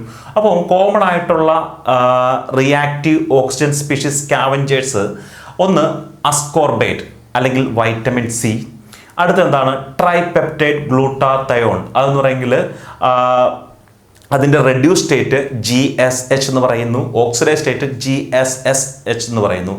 പിന്നെ ടോക്കോഫെറോൾ, ലിപ്പിഡ് സോലുബിൾ ആയിട്ടുള്ള ആൽഫ ടോക്കോഫെറോൾ അല്ലെങ്കിൽ വൈറ്റമിൻ ഇ, അതുകൂടാതെ ബീറ്റ കരോട്ടിൻ അല്ലെങ്കിൽ വൈറ്റമിൻ എ, ഇവരൊക്കെയാണ് നോർമലി പ്ലാന്റിൽ കാണപ്പെടുന്ന റിയാക്റ്റീവ് ഓക്സിജൻ സ്പീഷീസ് സ്കാവഞ്ചേഴ്സ്. അപ്പം ascorbate, tripeptide glutathione, lipid soluble ആയിട്ടുള്ള alpha tocopherol and beta carotene, ഇവരുടെ ഇൻവോൾവ്മെൻറ്റ് ഈ റിയാക്റ്റീവ് ഓക്സിജൻ സ്പീഷീസിൻ്റെ ഡിലിറ്റീരിയസ് എഫക്റ്റ് ഇല്ലാതാക്കുന്നതിനുള്ള വളരെ കോംപ്ലക്സ് ആയിട്ടുള്ളൊരു പാത്വമുണ്ട്. അത് വലിയ റിലവൻസ് ഇല്ല. ഇത്രയും കാര്യങ്ങളെങ്കിലും ഓർത്തിരിക്കുക. ഈ പറയുന്ന ആരൊക്കെയാണ് റിയാക്റ്റീവ് ഓക്സിജൻ സ്പീഷീസ് സ്കാവഞ്ചേഴ്സ് എന്നുള്ളതും അവർക്ക് ജനറൽ ആയിട്ട് പ്രോപ്പർട്ടി, ഇത് മാത്രം ഓർത്തിരുന്നാൽ മതി. അപ്പോൾ അടുത്ത നമ്മുടെ ടോപ്പിക്ക് മോളിക്കുലർ ചാപ്റ്റേഴ്സ്. അപ്പോൾ നമ്മുടെ ഈ പ്ലാന്റ് സെല്ലിലെ അല്ലെങ്കിൽ ആനിമൽ സെല്ലിലായിക്കോട്ടെ പ്രോട്ടീനുകൾ ഭയങ്കരമായിട്ട് സെൻസിറ്റീവാണ്. അവർക്ക് ഒരു ഒപ്റ്റിമലായിട്ടുള്ള ഒരു pH ഫങ്ഷൻ ചെയ്യാൻ പറ്റത്തുള്ളൂ, അല്ലെങ്കിൽ ഒരു ഒപ്റ്റിമൽ റേഞ്ച് ഓഫ് ടെമ്പറേച്ചറിൽ ഫങ്ഷൻ ചെയ്യാൻ പറ്റുള്ളൂ, അല്ലെങ്കിൽ ഒരു പ്രത്യേക അയോണിക് കോൺസെൻട്രേഷനിൽ ഫങ്ഷൻ ചെയ്യാൻ പറ്റത്തുള്ളൂ. ഇങ്ങനെ ഈ ഒരു കാര്യത്തിന് ഇപ്പോൾ pHലോ ടെമ്പറേച്ചറിലോ അയോണിക് കോൺസെൻട്രേഷനിലോ ഇതിന് ഒപ്റ്റിമോ അല്ലാത്ത രീതിയിലോട്ട് പോയി കഴിഞ്ഞിട്ടുണ്ടെങ്കിൽ പ്രോട്ടീൻ നോൺ ഫങ്ഷണൽ ആകും. എങ്ങനെയാണ് നോൺ ഫങ്ഷണൽ ആകുന്നത്? ഇത് പ്രോട്ടീൻ മിസ്ഫോൾഡഡ് കൺഫർമേഷൻ, പ്രോട്ടീൻ ഒരു പ്രോപ്പറായിട്ടൊരു ഫോൾഡ് ചെയ്ത് ഒരു 3 ഡയമെൻഷൻ സ്ട്രക്ചറോട് വന്നാൽ മാത്രമേ പ്രോട്ടീന് ഫങ്ഷൻ ചെയ്യാൻ പറ്റത്തുള്ളൂ. ഈ 3 ഡയമെൻഷൻ സ്ട്രക്ചറിനെ പലപ്പോഴും pH, ടെമ്പറേച്ചർ, അയോണിക് സ്ട്രെങ്ത് ഇവയെല്ലാം ബാധിക്കും. അപ്പോൾ ഇങ്ങനെയുള്ള കാര്യങ്ങളൊക്കെയാണ് സ്ട്രെസ്സിൻ്റെ സമയത്ത് മാറുന്നത്. pH മാറാം, ടെമ്പറേച്ചർ H+ൻ്റെ കോൺസെൻട്രേഷൻ കൂടുകയോ കുറയുകയോ ചെയ്യുന്ന വഴി pH മാറാം. ടെമ്പറേച്ചർ നോർമലി ടെമ്പറേച്ചർ കുറഞ്ഞനുസരിച്ച് സെല്ലിൻ്റെ ഇൻറ്റീരിയറിലുള്ള അല്ലെങ്കിൽ സൈറ്റോപ്ലാസ്റ്റിൻ്റെ ടെമ്പറേച്ചർ വ്യത്യാസം വരാം. അയോണിക് സ്ട്രെങ്ത് എങ്ങനെയാണ്? ചില അയോണുകളുടെ അബ്സോർഷൻ അല്ലെങ്കിൽ റിലീസൊക്കെ വഴി അയോണിക് സ്ട്രെങ്തിന് വ്യത്യാസം വരാം. അപ്പോൾ ഇങ്ങനെയൊക്കെയുള്ള കണ്ടീഷനിലൊക്കെ പ്രോട്ടീൻ മിസ്ഫോൾഡഡ് കൺഫർമേഷനോട്ട് മാറിപ്പോകുന്നതിന് കാരണമാകത്തുള്ളൂ. അങ്ങനെയുള്ള സമയത്ത് ഹെൽപ്ഫുള്ളായിട്ടുള്ള ഒരു പ്രോട്ടീനാണ് അല്ലെങ്കിൽ ഒരു ഗ്രൂപ്പ് ഓഫ് പ്രോട്ടീനുകളാണ് ചാപ്രോണുകൾ എന്ന് പറയുന്നത്. ഓക്കെ, അപ്പം ഈ എങ്ങനെ സാധാരണഗതിയിൽ ഇങ്ങനെയുള്ള പ്രശ്നങ്ങളൊക്കെ വന്നാൽ പ്ലാന്റ് എങ്ങനെയാണ് ഇത് കൗണ്ടർ ചെയ്യുന്നത്? ഈ പറയുന്ന pH, ടെമ്പറേച്ചർ അല്ലെങ്കിൽ അയോണിക് സ്ട്രെങ്ത് നമ്മൾ ഓൾറെഡി കണ്ടു കഴിഞ്ഞു. ടെമ്പറേച്ചർ കൂടിക്കഴിഞ്ഞാൽ എന്ത് കാണിക്കുന്നത് കണ്ടു കഴിഞ്ഞു. ഇപ്പോൾ അയോണിക് സ്ട്രെങ്ത് കൂടുകയാണെങ്കിൽ ഓസ്മോട്ടിക് അഡ്ജസ്റ്റ്മെൻറ്റ് നമ്മൾ കണ്ടു കഴിഞ്ഞു. അയോണിക് സ്ട്രെങ്ത് കൂടിക്കഴിഞ്ഞാൽ അല്ലെങ്കിൽ ഇനി കാണാൻ പോകുന്നുള്ളൂ ഓസ്മോട്ടിക് അഡ്ജസ്റ്റ്മെൻറ്റ്. അതുകൂടാതെ pH അല്ലെങ്കിൽ H+ അയോണിൻ്റെ കോൺസെൻട്രേഷനാണ് അല്ലേ, negative logarithm of hydrogen ion കോൺസെൻട്രേഷനാണ് pH എന്ന് പറയുന്നത്. അപ്പോൾ അങ്ങനെ ഉണ്ടാകുന്ന pHലുള്ള വ്യത്യാസം എന്താണ്? പ്രോട്ടോൺ പമ്പ്, H+നെ പമ്പ് ചെയ്യുന്ന പ്രോട്ടോൺ പമ്പ് വഴി pH ബാക്ക് ടു നോർമൽ കണ്ടീഷനോട്ടൊക്കെ എത്തിക്കാറുണ്ട്. അപ്പോൾ അതുകൂടാതെ പ്രോട്ടീനുകൾ ഇങ്ങനെയുള്ള കണ്ടീഷനിൽ പ്രോട്ടീനുകൾ മിസ്ഫോൾഡഡ് കണ്ടീഷനിലോട്ട് പോയി കഴിഞ്ഞാൽ ചാപ്രോൺ എന്ന് പറയുന്ന ഗ്രൂപ്പ് ഓഫ് പ്രോട്ടീനുകൾ ഫിസിക്കലി പ്രോട്ടീനുമായിട്ട് ഇൻട്രാക്ട് ചെയ്ത് അതിൽ മിസ്ഫോൾഡഡ് കൺഫർമേഷനോട്ട് പോയാൽ അല്ലെങ്കിൽ ഇങ്ങനെയുള്ള pH ടെമ്പറേച്ചർ അല്ലെങ്കിൽ അയോണിക് സ്ട്രെങ്തിൽ വരുന്ന വ്യത്യാസം കൊണ്ട് മിസ്ഫോൾഡഡ് കൺഫർമേഷനോട്ട് പോയ പ്രോട്ടീനുമായിട്ട് എന്താണ് ഡയറക്റ്റ്ലി ഇൻട്രാക്ട് ചെയ്ത് ചാപ്രോണുകൾ എന്ത് ചെയ്യുന്നു? പ്രോട്ടീൻ ഫോൾഡിങ്ങിനെ ഫെസിലിറ്റേറ്റ് ചെയ്യുന്നു, മിസ്ഫോൾഡിങ്ങിനെ റെഡ്യൂസ് ചെയ്യുന്നു, ടെർഷറി സ്ട്രക്ചറിനെ സ്റ്റെബിലൈസ് ചെയ്യുന്നു. ഈ ടെർഷറി സ്ട്രക്ചറാണ് പ്രോട്ടീൻ്റെ എക്സാക്ട് ഫംഗ്ഷന് കാരണമാകുന്ന ടെർഷറി സ്ട്രക്ചറാണ്. ആ ടെർഷറി സ്ട്രക്ചറിനെ സ്റ്റെബിലൈസ് ചെയ്യുന്നു. അതുകൂടാതെ എന്താണ് അഗ്രഗേഷൻ ഓർ ഡിസഗ്രഗേഷൻ. എന്താണ് അഗ്രഗേഷൻ ഓർ ഡിസഗ്രഗേഷൻ എന്ന് പറഞ്ഞെങ്കിൽ പ്രോട്ടീൻ എന്ന് പറഞ്ഞെങ്കിൽ ചിലപ്പം 1, 2, 3 പോളിപെപ്റ്റൈഡ് അഗ്രഗേറ്റ് ചെയ്തിട്ടായിരിക്കും ഒരു ഫങ്ഷണൽ ആയിട്ടുള്ള ഒരു പ്രോട്ടീൻ കോംപ്ലക്സ് ഉണ്ടാകുന്നത്. അത് കറക്റ്റായിട്ട് അഗ്രഗേറ്റഡ് ആകുക, അപ്പോൾ അഗ്രഗേഷനെ ഫെസിലിറ്റേറ്റ് ചെയ്യുന്നു. അഥവാ തെറ്റായിട്ട് അഗ്രഗേറ്റഡ് ആയിട്ടുണ്ടെങ്കിൽ അതിനെന്താണ് ഡിസ്അഗ്രഗേറ്റ് ചെയ്യുക. ഇതെല്ലാം എന്താണ് ഷാപ്രോണുകളുടെ ഫംഗ്ഷനാണ്. അപ്പോൾ നോക്കുക എന്തൊക്കെയാണ് പ്രോട്ടീൻ ഫോൾഡിങ്. നോർമലി ഇപ്പോൾ ഒരു ട്രാൻസ്ലേഷൻ്റെ സമയത്ത് mRNA ട്രാൻസ്ലേറ്റഡ് ആയി പ്രോട്ടീൻ ഉണ്ടാകുമ്പോൾ ആ പ്രോട്ടീനെ ഫോൾഡ് ചെയ്യിക്കുക, ബൈൻഡ് ചെയ്തിട്ട് അത് മിസ്ഫോൾഡഡ് കൺഫർമേഷനിലോട്ട് പോകാതെ അതിനെ പ്രിവെൻറ്റ് ചെയ്യുക, പ്രോട്ടീൻ്റെ ടെർഷറി സ്ട്രക്ചറിനെ സ്റ്റെബിലൈസ് ചെയ്യുക, അഗ്രഗേഷനെ അല്ലെങ്കിൽ ഡിസഗ്രഗേഷനെ കറക്റ്റായിട്ടുള്ള അഗ്രഗേഷനെ ഫെസിലിറ്റേറ്റ് ചെയ്യുക, തെറ്റായിട്ട് അഗ്രഗേറ്റ് ചെയ്ത് പോയിട്ടുണ്ടെങ്കിൽ അതിനെ അഗ്രഗേറ്റ് ചെയ്യുക. ഇതൊക്കെയാണ് ചാപ്രോണുകളുടെ ഫംഗ്ഷനായിട്ട് പറഞ്ഞേക്കുന്നത്. അപ്പം ഈ ചാപ്രോണുകളെ ഹീറ്റ് ഷോക്ക് പ്രോട്ടീൻ എന്ന് പറയാറുണ്ട്. അപ്പോൾ എന്തുകൊണ്ട് ഹീറ്റ് ഷോക്ക് എന്ന് പറഞ്ഞിട്ടുണ്ടെങ്കിൽ ഹീറ്റ് പോലെയുള്ള ഷോക്കിൻ്റെ സമയത്ത് കൂടുതലായിട്ട് പ്രൊഡ്യൂസ് ചെയ്യപ്പെടുന്ന പ്രോട്ടീൻ എന്ന രീതിയിലാണ് ഹീറ്റ് ഷോക്ക് പ്രോട്ടീൻ എന്ന് പറയുന്നത്. ഹീറ്റ് മാത്രമല്ല പല കണ്ടീഷനിലും ഈ പറയുന്ന ചാപ്രോണുകൾ അല്ലെങ്കിൽ ഹീറ്റ് ഷോക്ക് പ്രോട്ടീനുകളുടെ ക്വാണ്ടിറ്റി കൂടാറുണ്ട്. അതായത് water deficit, വൂണ്ടിങ്, reduced temperature, salinity അങ്ങനെ പോലുള്ള സ്ട്രെസ്ഫുൾ കണ്ടീഷനിലെല്ലാം ഈ പറയുന്ന ഹീറ്റ് ഷോക്ക് പ്രോട്ടീനുകൾ അല്ലെങ്കിൽ ചാപ്രോണുകളുടെ പ്രൊഡക്ഷൻ നടക്കുന്നുണ്ട്. പക്ഷേ ഹീറ്റ് ഷോക്ക് പ്രോട്ടീൻ എന്ന് പറയുമ്പോൾ ഹീറ്റ് ഷോക്കിൻ്റെ സമയത്ത് കൂടുതലായിട്ട് ഇനീഷ്യലി ഒബ്സർവ് ചെയ്തുകൊണ്ട് അതിനെ ഹീറ്റ് ഷോക്ക് പ്രോട്ടീൻ എന്ന് പറയാറുണ്ട്. ഓക്കെ, അപ്പം ഈ എങ്ങനെയാണ് ഹീറ്റ് ഷോക്ക് പ്രോട്ടീനുകളുടെ പ്രൊഡക്ഷൻ നടക്കുന്നത് പല രീതിയിൽ ഹീറ്റ് ഷോക്ക് പ്രോട്ടീൻ്റെ പ്രൊഡക്ഷൻ നടക്കാം. സാധാരണഗതിയിൽ നോർമലി ഈ സെല്ലിനകത്ത് പ്രോട്ടീൻ ഉണ്ടാകാറുണ്ട്. ട്രാൻസ്ക്രിപ്ഷൻ വഴി mRNA, ട്രാൻസ്ലേഷൻ വഴി പ്രോട്ടീൻ. ആ പ്രോട്ടീൻ്റെ ഫോൾഡിങ്ങിനും ഈ പറയുന്ന ഹീറ്റ് ഷോക്ക് പ്രോട്ടീനുകൾ അല്ലെങ്കിൽ ചാപ്രോണുകളുടെ ഇൻവോൾവ്മെൻ്റ് ഉണ്ട്. അപ്പോൾ നോർമലി സെല്ലുകളിൽ ചാപ്രോണുകൾ ആവശ്യം ഉള്ളതാണ്. പക്ഷേ പ്ലാന്റ് സെല്ല് സ്ട്രെസ്സിലേക്ക് പോകുമ്പോൾ കൂടുതൽ quantity of heat shock proteins are produced. എന്തുകൊണ്ടെന്നാൽ ഈ സ്ട്രെസ്സിലേക്ക് പോകുമ്പോൾ കൂടുതൽ പ്രോട്ടീൻ നോൺ ഫങ്ഷണൽ ആകാൻ സാധ്യതയുണ്ട് അല്ലെങ്കിൽ മിസ്ഫോൾഡ് ആകാൻ സാധ്യതയുണ്ട്. അപ്പോൾ അതിനെ കറക്റ്റ് ചെയ്യാൻ കൂടുതൽ ക്വാണ്ടിറ്റി ഓഫ് ഹീറ്റ് ഷോക്ക് പ്രോട്ടീനുകൾ വേണം. അപ്പോൾ എന്താ സംഭവിക്കുന്നത്? ഈ വാട്ടർ ഡെഫിസിറ്റ്, വൂണ്ടിങ്, റെഡ്യൂസ് ടെമ്പറേച്ചർ അല്ലെങ്കിൽ സലൈനിറ്റി ഇങ്ങനെയുള്ള സ്ട്രെസ്സുകൾ വരുമ്പോൾ ചില സിഗ്നൽ ട്രാൻസ്ഡക്ഷൻ പാത്വേസ് ആക്റ്റീവ് ആവുന്നതിനെ പറ്റി നമ്മൾ ഓൾറെഡി കണ്ടു കഴിഞ്ഞു. ഈ സിഗ്നൽ ട്രാൻസ്ഡക്ഷൻ പാത്വേ പല രീതിയിൽ ഓപ്പറേറ്റ് ചെയ്യുന്നുണ്ട്. അപ്പോൾ അതിനകത്ത് കുറേ പാത്വേസ് എന്തിന് കാരണമാകുന്നു? ചില ട്രാൻസ്ക്രിപ്ഷൻ ഫാക്ടേഴ്സിൻ്റെ പ്രൊഡക്ഷൻ കാരണമാകുന്നു. എന്താണ് ആ transcription factors? Heat shock factors എന്നാണ് അതിൻ്റെ പേര്. അപ്പോൾ എന്താണ് ഹീറ്റ് ഷോക്ക് ഫാക്ടേഴ്സ് ചെയ്യുന്നത്? ഹീറ്റ് ഷോക്ക് ഫാക്ടേഴ്സ് എന്ന് പറയുന്ന ട്രാൻസ്ക്രിപ്ഷൻ ഫാക്ടർ ആക്ച്വലി പോയി ചില ജീനുകളുടെ പ്രൊമോട്ടറിൽ ബൈൻഡ് ചെയ്ത് ഹീറ്റ് ഷോക്ക് പ്രോട്ടീനുകളുടെ പ്രൊഡക്ഷൻ കൂട്ടുന്നു. അപ്പം അതാണ് സംഭവിക്കുന്നത്. അപ്പം ഈ പറയുന്ന സ്ട്രെസ് ഡിപ്പെൻഡൻറ്റ് മാനറിൽ ഹീറ്റ് ഷോക്ക് ഫാക്ടേഴ്സ് എന്ന് പറയുന്ന ട്രാൻസ്ക്രിപ്ഷൻ ഫാക്ടേഴ്സ് ആർ പ്രൊഡ്യൂസ്ഡ്. എങ്ങനെ? സിഗ്നൽ ട്രാൻസ്ഡക്ഷൻ പാത്ത് വഴി. എന്നിട്ട് ഈ ട്രാൻസ്ക്രിപ്ഷൻ ഫാക്ടേഴ്സ് എന്തിൻ്റെ അപ്പ് റെഗുലേഷന് കാരണമാകുന്നു? ഹീറ്റ് ഷോക്ക് പ്രോട്ടീനുകളുടെ. ഹീറ്റ് ഷോക്ക് പ്രോട്ടീനുകൾ എന്ത് ചെയ്യുന്നു? ഈ സ്ട്രെസ് കൊണ്ട് മിസ്ഫോൾഡഡ് ആകുകയോ അല്ലെങ്കിൽ ഡിസ്അഗ്രഗേറ്റ് ചെയ്യുകയോ അല്ലെങ്കിൽ ടെർഷറി സ്ട്രക്ചർ നഷ്ടപ്പെടുകയോ ചെയ്ത പ്രോട്ടീനുകളെ കറക്റ്റ് സ്ട്രക്ചറിലോട്ട് കൊണ്ടുവന്ന് ബാക്ക് ടു നോർമൽ കണ്ടീഷനോട്ട് എത്തിക്കാൻ ഫെസിലിറ്റേറ്റ് ചെയ്യുന്നു. അപ്പോൾ ഒരുപാട് different types of heat shock protein ഉണ്ട്. HSP70 അതെന്താണ്? നോർമലി ഉള്ള എന്താണ് ഈ ട്രാൻസ്ലേഷൻ കഴിഞ്ഞ് ലീനിയർ ആയിട്ടുള്ള പോളിപെപ്റ്റൈഡ് അല്ലെങ്കിൽ മിസ്ഫോൾഡഡ് ആയിട്ടുള്ള പ്രോട്ടീൻ ഇതിനെയൊക്കെ എന്താണ് കറക്റ്റായിട്ട് ഫോൾഡ് ചെയ്യുന്നതിന് ഫെസിലിറ്റേറ്റ് ചെയ്യുന്നു. HSP60 എന്ന് പറഞ്ഞിട്ടുണ്ടെങ്കിൽ ഇത് ഒരു ബാരൽ ഷേപ്പ് സ്ട്രക്ചറാണ്. അത് എന്താണ്? ഒരു പ്രോട്ടീൻ ഫോൾഡിങ് ചേംബറായിട്ട് ആക്ട് ചെയ്യുന്നു.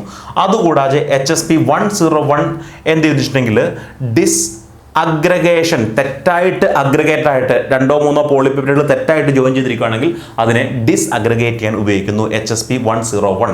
അപ്പോൾ ഇതൊക്കെയാണ് ജനറലി ചാപ്രോണുകളെ പറ്റി പറയാനുള്ളത്. ഈ ചാപ്രോണുകൾ കൂടാതെ വേറെ ഒരുപാട് ഗ്രൂപ്പ് ഓഫ് പ്രോട്ടീനുകളും ഡീഹൈഡ്രേഷൻ്റെ സമയത്ത് പ്രോട്ടീനിൻ്റെ സ്റ്റെബിലിറ്റിക്ക് അല്ലെങ്കിൽ പ്രോട്ടീൻ ഡിസ്ട്രക്ഷനിലോട്ട് പോകാതെ പോകാത്തതിൽ നിന്നും പ്രോട്ടീനെ പ്രൊട്ടക്റ്റ് ചെയ്യുന്നുണ്ട്. അപ്പോൾ അങ്ങനെയുള്ള പ്രോട്ടീനുകളുടെ പേരുകളാണ് LEA-DHN RAB protein family. LEA-DHN RAB protein family. ഇതിൻ്റെ പേരെന്താണ് ഉദ്ദേശിക്കുന്നുള്ളത് നമ്മൾ പിന്നെ വരും. ഇപ്പോൾ എന്തായാലും LEA-DHN RAB protein family. LEA late embryogenesis abundant. നമ്മൾ ഓൾറെഡി ഈ ഒരു പ്രോട്ടീനെ പറ്റി നമ്മൾ കണ്ടു കഴിഞ്ഞതാണ്. അപ്പം ഏതായിരുന്നു ഈ എംബ്രിയോ അല്ലെങ്കിൽ സീഡ് മച്ചുറേഷൻ്റെ സമയത്ത് ഡീഹൈഡ്രേഷൻ സംഭവിക്കുമ്പോൾ അല്ലെങ്കിൽ സീഡിലെ വാട്ടർ കണ്ടൻറ്റ് കുറയുമ്പോൾ ആ സമയത്ത് ഈ ഡ്രൈ കണ്ടീഷനിൽ ഡീസ്റ്റെബിലൈസ്ഡ് ആയി പോകുന്ന പ്രോട്ടീനുകളെ അങ്ങനെ പോകാതെ പ്രൊട്ടക്റ്റ് ചെയ്യുന്നതിൽ ഇൻവോൾവ് ആയിട്ടുള്ള ഒരു പ്രോട്ടീനാണ് ലേറ്റ് എംബ്രിയോജെനിസിസ് എബണ്ടൻറ്റ്. അപ്പം ഇത് ഈ ഡീഹൈഡ്രേഷന് റെസ്പോണ്ട് ചെയ്യുന്നതിൽ ഈ ഒരു പ്രോട്ടീൻ്റെ ക്വാണ്ടിറ്റി കൂടും സീഡ് മച്ചുറേഷൻ്റെ സമയത്ത്. അപ്പോൾ സീഡ് മച്ചുറാകുമ്പോൾ ഡീഹൈഡ്രേഷനോട്ട് പോയിക്കൊണ്ടിരിക്കുകയാണ്. ആ സമയത്ത് ഈ ഒരു ലേറ്റ് എംബ്രിയോജെനിസിസ് എബണ്ടൻറ്റ്, അതുകൊണ്ടാണ് ലേറ്റ് എംബ്രിയോജെനിസിൽ എബണ്ടൻ്റ് ആയിട്ട് കാണപ്പെടുന്ന പ്രോട്ടീൻ എന്ന രീതിയിലാണ് LEA ലേറ്റ് എംബ്രിയോജെനിസിസ് എബണ്ടൻറ്റ്. അപ്പോൾ ഈ എംബ്രിയോജെനിസിൻ്റെ സമയത്ത് ഡീഹൈഡ്രേഷനിൽ നിന്നും പ്രോട്ടീനെ പ്രൊട്ടക്റ്റ് ചെയ്യുന്ന ഈ ഒരു ഫാക്ടറിന് നോർമലി ഡീഹൈഡ്രേഷനോട്ട് പോകുമ്പോഴും എംബ്രിയോജെനിസിൻ്റെ സമയത്തല്ലാതെ സെല്ല് ഡീഹൈഡ്രേഷനോട്ട് പോകുമ്പോഴും പ്രോട്ടീനെ പ്രൊട്ടക്റ്റ് ചെയ്യാം. എങ്ങനെയാണ് ഇത് പ്രൊട്ടക്റ്റ് ചെയ്യുന്നത്? അപ്പം ഈ LEA മെമ്പേഴ്സ് കുറച്ചുകൂടെ ഒരു ബ്രോഡായിട്ടുള്ള ഗ്രൂപ്പിലെ മെമ്പറാണ്. അപ്പോൾ ഈ LEA ലേറ്റ് എംബ്രിയോജെനിസിസ് എബണ്ടൻറ്റ് എന്ന് പറയുന്ന ആ ഗ്രൂപ്പ് ഓഫ് പ്രോട്ടീന് കുറച്ചുകൂടെ ബ്രോഡായിട്ടുള്ള ഒരു ഫാമിലിയിലെ മെമ്പറാണ്.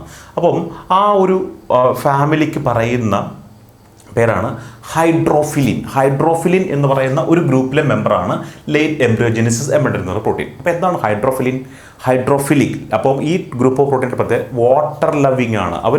അവരുടെ ഈ പറയുന്ന പ്രോട്ടീൻ ഈ ലേറ്റ് എംബ്രിയോജെനിസിസ് എബണ്ടൻറ്റ് ഉൾപ്പെടുന്ന ഹൈഡ്രോഫിലിൻ എന്ന് പറയുന്ന ഫാമിലി ഓഫ് പ്രോട്ടീനുകളുടെ പ്രത്യേകത ഉണ്ടെങ്കിൽ അവർക്ക് വാട്ടർ ഹോൾഡ് ചെയ്ത് വെക്കും. ഈ പ്രോട്ടീനിൽ വാട്ടർ ഹോൾഡ് ചെയ്ത് വെക്കും. പ്രോട്ടീനിൽ അറ്റാച്ച്ഡ് ആയിട്ട് വാട്ടർ കാണും. ഓക്കെ, അപ്പം ഈ ഹൈഡ്രോഫിലിന് ക്യാരക്ടർ പറയുകയാണെങ്കിൽ സ്ട്രോങ് അട്രാക്ഷൻ ഫോർ വാട്ടർ, അതാണ് ഞാൻ പറഞ്ഞത്, വാട്ടർ ഹോൾഡ് ചെയ്ത് വെക്കും. അപ്പം പിന്നെന്താണ് ഈ വാട്ടർ സ്കേഴ്സിറ്റിയുടെ സമയത്ത് അല്ലെങ്കിൽ ഡ്രൈയിങ്ങിൻ്റെ സമയത്ത് ഈ പ്രോട്ടീൻ ഒരു ആൽഫ ഹെലിക്കൽ സ്ട്രക്ചറായിട്ട് മാറും. ആൽഫ ഹെലിക്കൽ സ്ട്രക്ചർ പ്രോമിനൻ്റ് ആയിട്ടുള്ള പ്രോട്ടീനായിട്ട് മാറും. ആൽഫ ഹെലിക്കൽ സ്ട്രക്ചർ എന്ന് പറഞ്ഞാൽ പ്രോട്ടീൻ്റെ സെക്കൻഡറി സ്ട്രക്ചറാണ്, ഒരു സ്പൈറലി കോയിൽ സ്ട്രക്ചറാണ്. അപ്പോൾ ഹൈഡ്രോഫിലിൻ എന്ന് പറയുന്ന ലേറ്റ് എംബ്രിയോജെനിസിസ് എബണ്ടൻറ്റ് പ്രോട്ടീനുകൾ ഉൾപ്പെടുന്ന ആ ഒരു ഗ്രൂപ്പിൻ്റെ ക്യാരക്ടർ എന്തൊക്കെയാണ്? Strong attraction for water, fold into alpha helix on drying.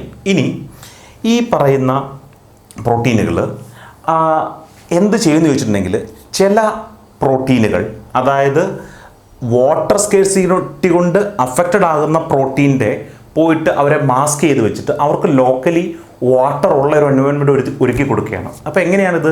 ഇതിന് water strong attraction for water ഉണ്ട്. അപ്പം ഈ പറയുന്ന ഹൈഡ്രോഫിലിൻ അല്ലെങ്കിൽ ലേറ്റ് എംബ്രിയോജെനിസിസ് എബണ്ടൻറ്റ് പോലെയുള്ള പ്രോട്ടീനുകൾക്ക് അവർക്ക് വാട്ടർ ഉണ്ട്. എന്നിട്ട് ഡ്രൈയിങ്ങിൻ്റെ സമയത്ത് വാട്ടർ സ്കേഴ്സിറ്റി കൊണ്ട് നശിച്ചു പോകുന്ന പ്രോട്ടീൻ്റെ പോയിട്ട് അതുമായിട്ട് അസോസിയേറ്റ് ചെയ്ത് നിൽക്കുക. അതിൻ്റെ ചുറ്റും എന്താണ് ഒരു വാട്ടർ ചേംബർ ഒടുക്കി കൊടുക്കുന്നു. അതുവഴി ആ പ്രോട്ടീനുകൾ ഈ ഡ്രൈയിങ്ങിൽ നിന്നും പ്രൊട്ടക്റ്റ് ആകുന്നു. അതാണ് പറഞ്ഞിരിക്കുന്നത്. ഈ വാട്ടർ സ്കേഴ്സിറ്റിയുടെ സമയത്ത് വാട്ടർ ഹോൾഡിംഗ് കപ്പാസിറ്റി ഉള്ള ഈ പറയുന്ന ഹൈഡ്രോഫിലിൻ പോലെയുള്ള പ്രോട്ടീനുകൾ വാട്ടർ സ്കേഴ്സിറ്റി കൊണ്ട് നശിച്ചു പോകാൻ സാധ്യതയുള്ള പ്രോട്ടീൻ്റെ ചുറ്റും ഒരു വാട്ടർ ജാക്കറ്റ് പോലെ നിന്നിട്ട് അവരെ എന്താണ് ഈ വാട്ടർ സ്കേഴ്സിറ്റിയുടെ സമയത്ത് നശിച്ചു പോകുന്നതിൽ നിന്നും പ്രൊട്ടക്റ്റ് ചെയ്യുന്നു. ഇതിനെയാണ് മോളിക്കുലാർ ഷീൽഡിംഗ് എന്ന് പറയുന്നത്. കാരണം ഈ പ്രോട്ടീനിൽ ഒരുപാട് വാട്ടർ ഹോൾഡിംഗ് കേപ്പബിലിറ്റി ഉണ്ട്. ഇവരെന്താണ് ഒരു വാട്ടർ ജാക്കറ്റ് പോലെ വാട്ടറിൻ്റെ കുറവിൽ നശിച്ചു പോകുന്ന പ്രോട്ടീൻ്റെ ചുറ്റും നിൽക്കുന്നു. അപ്പോൾ ഈ ഒരു പ്രോസസ്സിനെയാണ് പറയുന്നത് വാട്ടർ ഷീൽഡിങ്. അപ്പോൾ ഇങ്ങനെ നശിച്ചു പോകാൻ സാധ്യതയുള്ള പ്രോട്ടീനുകളെ വാട്ടർ ഷീൽഡിങ് വഴി പ്രൊട്ടക്റ്റ് ചെയ്യുന്നു. ഏത്? ലേറ്റ് എംബ്രിയോജെനിസിസ് എബണ്ടൻറ്റ് പോലെയുള്ള പ്രോട്ടീൻ. അത് ഒലിവ് ഫാമിലിയുടെ മെമ്പറാണ്. എന്താണ്? ഹൈഡ്രോഫിലിൻ എന്ന് പറയുന്ന ഫാമിലിയുടെ മെമ്പറായിട്ടുള്ള ഈ ലേറ്റ് എംബ്രിയോജെനിസിസ് എബണ്ടൻറ്റ്. അതുകൂടാതെ DHN എന്ന് പറയുന്ന അടുത്ത ഒരു ഗ്രൂപ്പ് ഓഫ് പ്രോട്ടീൻ. അപ്പം ഈ പ്രോട്ടീനുകൾ എന്താണ്? Salinity, dehydration, cold and freezing stress, ഇങ്ങനെയുള്ള സമയത്ത് ഈ പറയുന്ന DHN പോലെയുള്ള പ്രോട്ടീനുകൾ കൂടുതലായിട്ട് പ്രൊഡ്യൂസ് ചെയ്യും. ഈ ഡി എച്ച് എണ്ണുകളെ ഡീഹൈഡ്രിൻ എന്ന് പറയാറുണ്ട്, ഡീഹൈഡ്രേഷൻ സമയത്ത് പ്രൊഡ്യൂസ് ചെയ്യുന്നത്. അപ്പം ഇതെന്താണ്, സലൈനിറ്റി കൂടുക, ഡീഹൈഡ്രേഷൻ, കോൾഡ് ആൻഡ് ഫ്രീസിങ് സ്ട്രെസ്സിൻ്റെ സമയത്ത് ഡീഹൈഡ്രിൻ ഈ ഗ്രൂപ്പിൽ പെട്ടതാണ് LEA, DHN ആൻഡ് റാബ്. അപ്പോൾ ഡീഹൈഡ്രിൻ ഇങ്ങനെയുള്ള സ്ട്രെസ്സിൻ്റെ സമയത്ത് കൂടുതലായിട്ട് പ്രൊഡ്യൂസ് ചെയ്യുന്നു.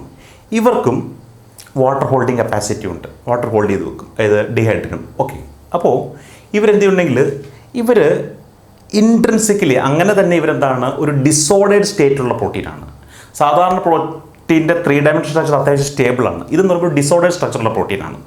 അതെന്തുകൊണ്ടെന്നാൽ ഇവർ ഒരു വാട്ടർ ജാക്കറ്റായിട്ട്, ഏത് നമ്മുടെ LEA ഉൾപ്പെടുന്ന ഹൈഡ്രോഫിലിൻ ഗ്രൂപ്പ് ചെയ്യുന്നത് പോലെ ഡ്രൈ ആയി പോകുമ്പോൾ ഡ്രൈനെസ് കൊണ്ട് അല്ലെങ്കിൽ ഡീഹൈഡ്രേഷൻ കൊണ്ട് നശിച്ചു പോകുന്ന പ്രോട്ടീനെ പ്രൊട്ടക്ട് ചെയ്യാൻ ജാക്കറ്റ് പോലെ നിൽക്കുന്നതാണ്. അപ്പം ആ ജാക്കറ്റ് പോലെ നിൽക്കണമെങ്കിൽ കുറച്ച് ഫ്ലെക്സിബിൾ ആയിട്ടുള്ള ഷേപ്പ് വേണം. അതുകൊണ്ട് എന്താണ്, ഇൻട്രൻസിക്കലി ഡിസോർഡേഡ് പ്രോട്ടീനാണ്. അപ്പോൾ അങ്ങനെയുള്ള ഡീഹൈഡ്രിൻ അല്ലെങ്കിൽ DHN ഈ പറയുന്ന ഹൈഡ്രോഫിലിൻ എങ്ങനെയാണോ പ്രോട്ടീനെ പ്രൊട്ടക്ട് ചെയ്തത്, മോളിക്കുലാർ ഷീൽഡിങ് വഴി പ്രൊട്ടക്ട് ചെയ്തത്, അതേപോലെ തന്നെ ഡീഹൈഡ്രിനും അല്ലെങ്കിൽ DHNനും പ്രോട്ടീനെ പ്രൊട്ടക്ട് ചെയ്യുന്നു. എപ്പോൾ, ഡീഹൈഡ്രേഷൻ സമയത്ത്. അപ്പോൾ LEA, DHN എന്ന് പറയുന്ന ഈ 2 ഗ്രൂപ്പിനെ പറ്റി പറഞ്ഞു കഴിഞ്ഞു. ഈ 2 ഗ്രൂപ്പുകളെയും എന്താണ് കോമൺ ആയിട്ട് നമ്മൾ പറയുന്ന പേരാണ് റാബ് എന്ന് പറയും. റാബ് എന്ന് പറയും, 2 പേർക്കും കോമൺ ആയിട്ടുള്ള പേര് റാബ് എന്നാണ്. അപ്പോൾ എന്തുകൊണ്ട് റാബ് എന്ന് ചോദിച്ചിട്ടുണ്ടെങ്കിൽ റെസ്പോൺസീവ് ടു അബ്സിസിക് ആസിഡ്, അപ്പോൾ ഈ 2 ഗ്രൂപ്പ് LEA ആയിക്കോട്ടെ DHN ആയിക്കോട്ടെ അബ്സിസിക് ആസിഡ് ഡിപ്പെൻഡൻറ്റ് മാനറിൽ കൂടുതലായിട്ട് പ്രൊഡ്യൂസ് ചെയ്യുന്നു. അപ്പോൾ അബ്സിസിക് ആസിഡിനോട് റെസ്പോണ്ട് ചെയ്യുന്നു. അബ്സിസിക് ആസിഡ് ഉള്ളപ്പോഴാണ് ഈ 2 ഗ്രൂപ്പിൻ്റെയും പ്രൊഡക്ഷൻ കൂടുതലായിട്ട് നടക്കുന്നത്. അതുകൊണ്ട് അതിനെ എന്താണ്, റെസ്പോൺസീവ് ടു അബ്സിസിക് ആസിഡ് ഉണ്ടാവുള്ളപ്പോൾ ഈ 2 പ്രോട്ടീനും കൂടുതലായിട്ട് പ്രൊഡ്യൂസ് ചെയ്യുന്നു. അബ്സിസിക് ആസിഡ് സ്ട്രെസ്സിൻ്റെ സമയത്തുണ്ടാകുന്ന ഹോർമോണാണ്. സ്വാഭാവികമായിട്ടും സ്ട്രെസ്സിൻ്റെ സമയത്ത് അത് ഈ പറയുന്ന സലൈനിറ്റി ആയിക്കോട്ടെ, ഡീഹൈഡ്രേഷൻ ആയിക്കോട്ടെ, കോൾഡ് ആയിക്കോട്ടെ, ഫ്രീസിങ് ആയിക്കോട്ടെ, ഈ സമയത്തൊക്കെ അബ്സിസിക് ആസിഡ് ഉണ്ടാകുന്നു. അബ്സിസിക് ആസിഡിന് നോട് റെസ്പോണ്ട് ചെയ്താണ് LEAയും DHNനും ഉണ്ടാകുന്നത്. അപ്പോൾ നോക്കുക, അതുകൊണ്ട് ഇതിനെ കോമൺ ആയിട്ട് 2നെയും കൂടെ പറയുന്ന പേരാണ് റാബ് എന്ന് പറയുന്നു. അതുകൊണ്ടാണ് പ്രോട്ടീൻ ഗ്രൂപ്പിന് LEA, DHN, റാബ് ഫാമിലി ഓഫ് പ്രോട്ടീനുകൾ ഡീഹൈഡ്രേഷൻ സമയത്ത് ഡീനേച്ചേർഡ് ആകുന്നതിൽ നിന്നും പ്രോട്ടീനുകളെ പ്രൊട്ടക്ട് ചെയ്തതിൽ ഇൻവോൾവ് ആയിട്ടുള്ള പ്രോട്ടീനാണ്. അപ്പോൾ ശരിക്കും പറഞ്ഞാൽ റാബ് എന്ന് പറയുന്നത് ഇവർ 2 പേരും പറയുന്ന പേരാണ്, സെപ്പറേറ്റ് ഗ്രൂപ്പ് അല്ല. LEA, DHN ഉൾപ്പെടുന്ന ആ ഒരു ടോട്ടൽ ഗ്രൂപ്പിന് പറയുന്ന പേരാണ് റാബ്. എന്തുകൊണ്ടെന്നാൽ റെസ്പോൺസീവ് ടു അബ്സിസിക് ആസിഡ് ആണ്.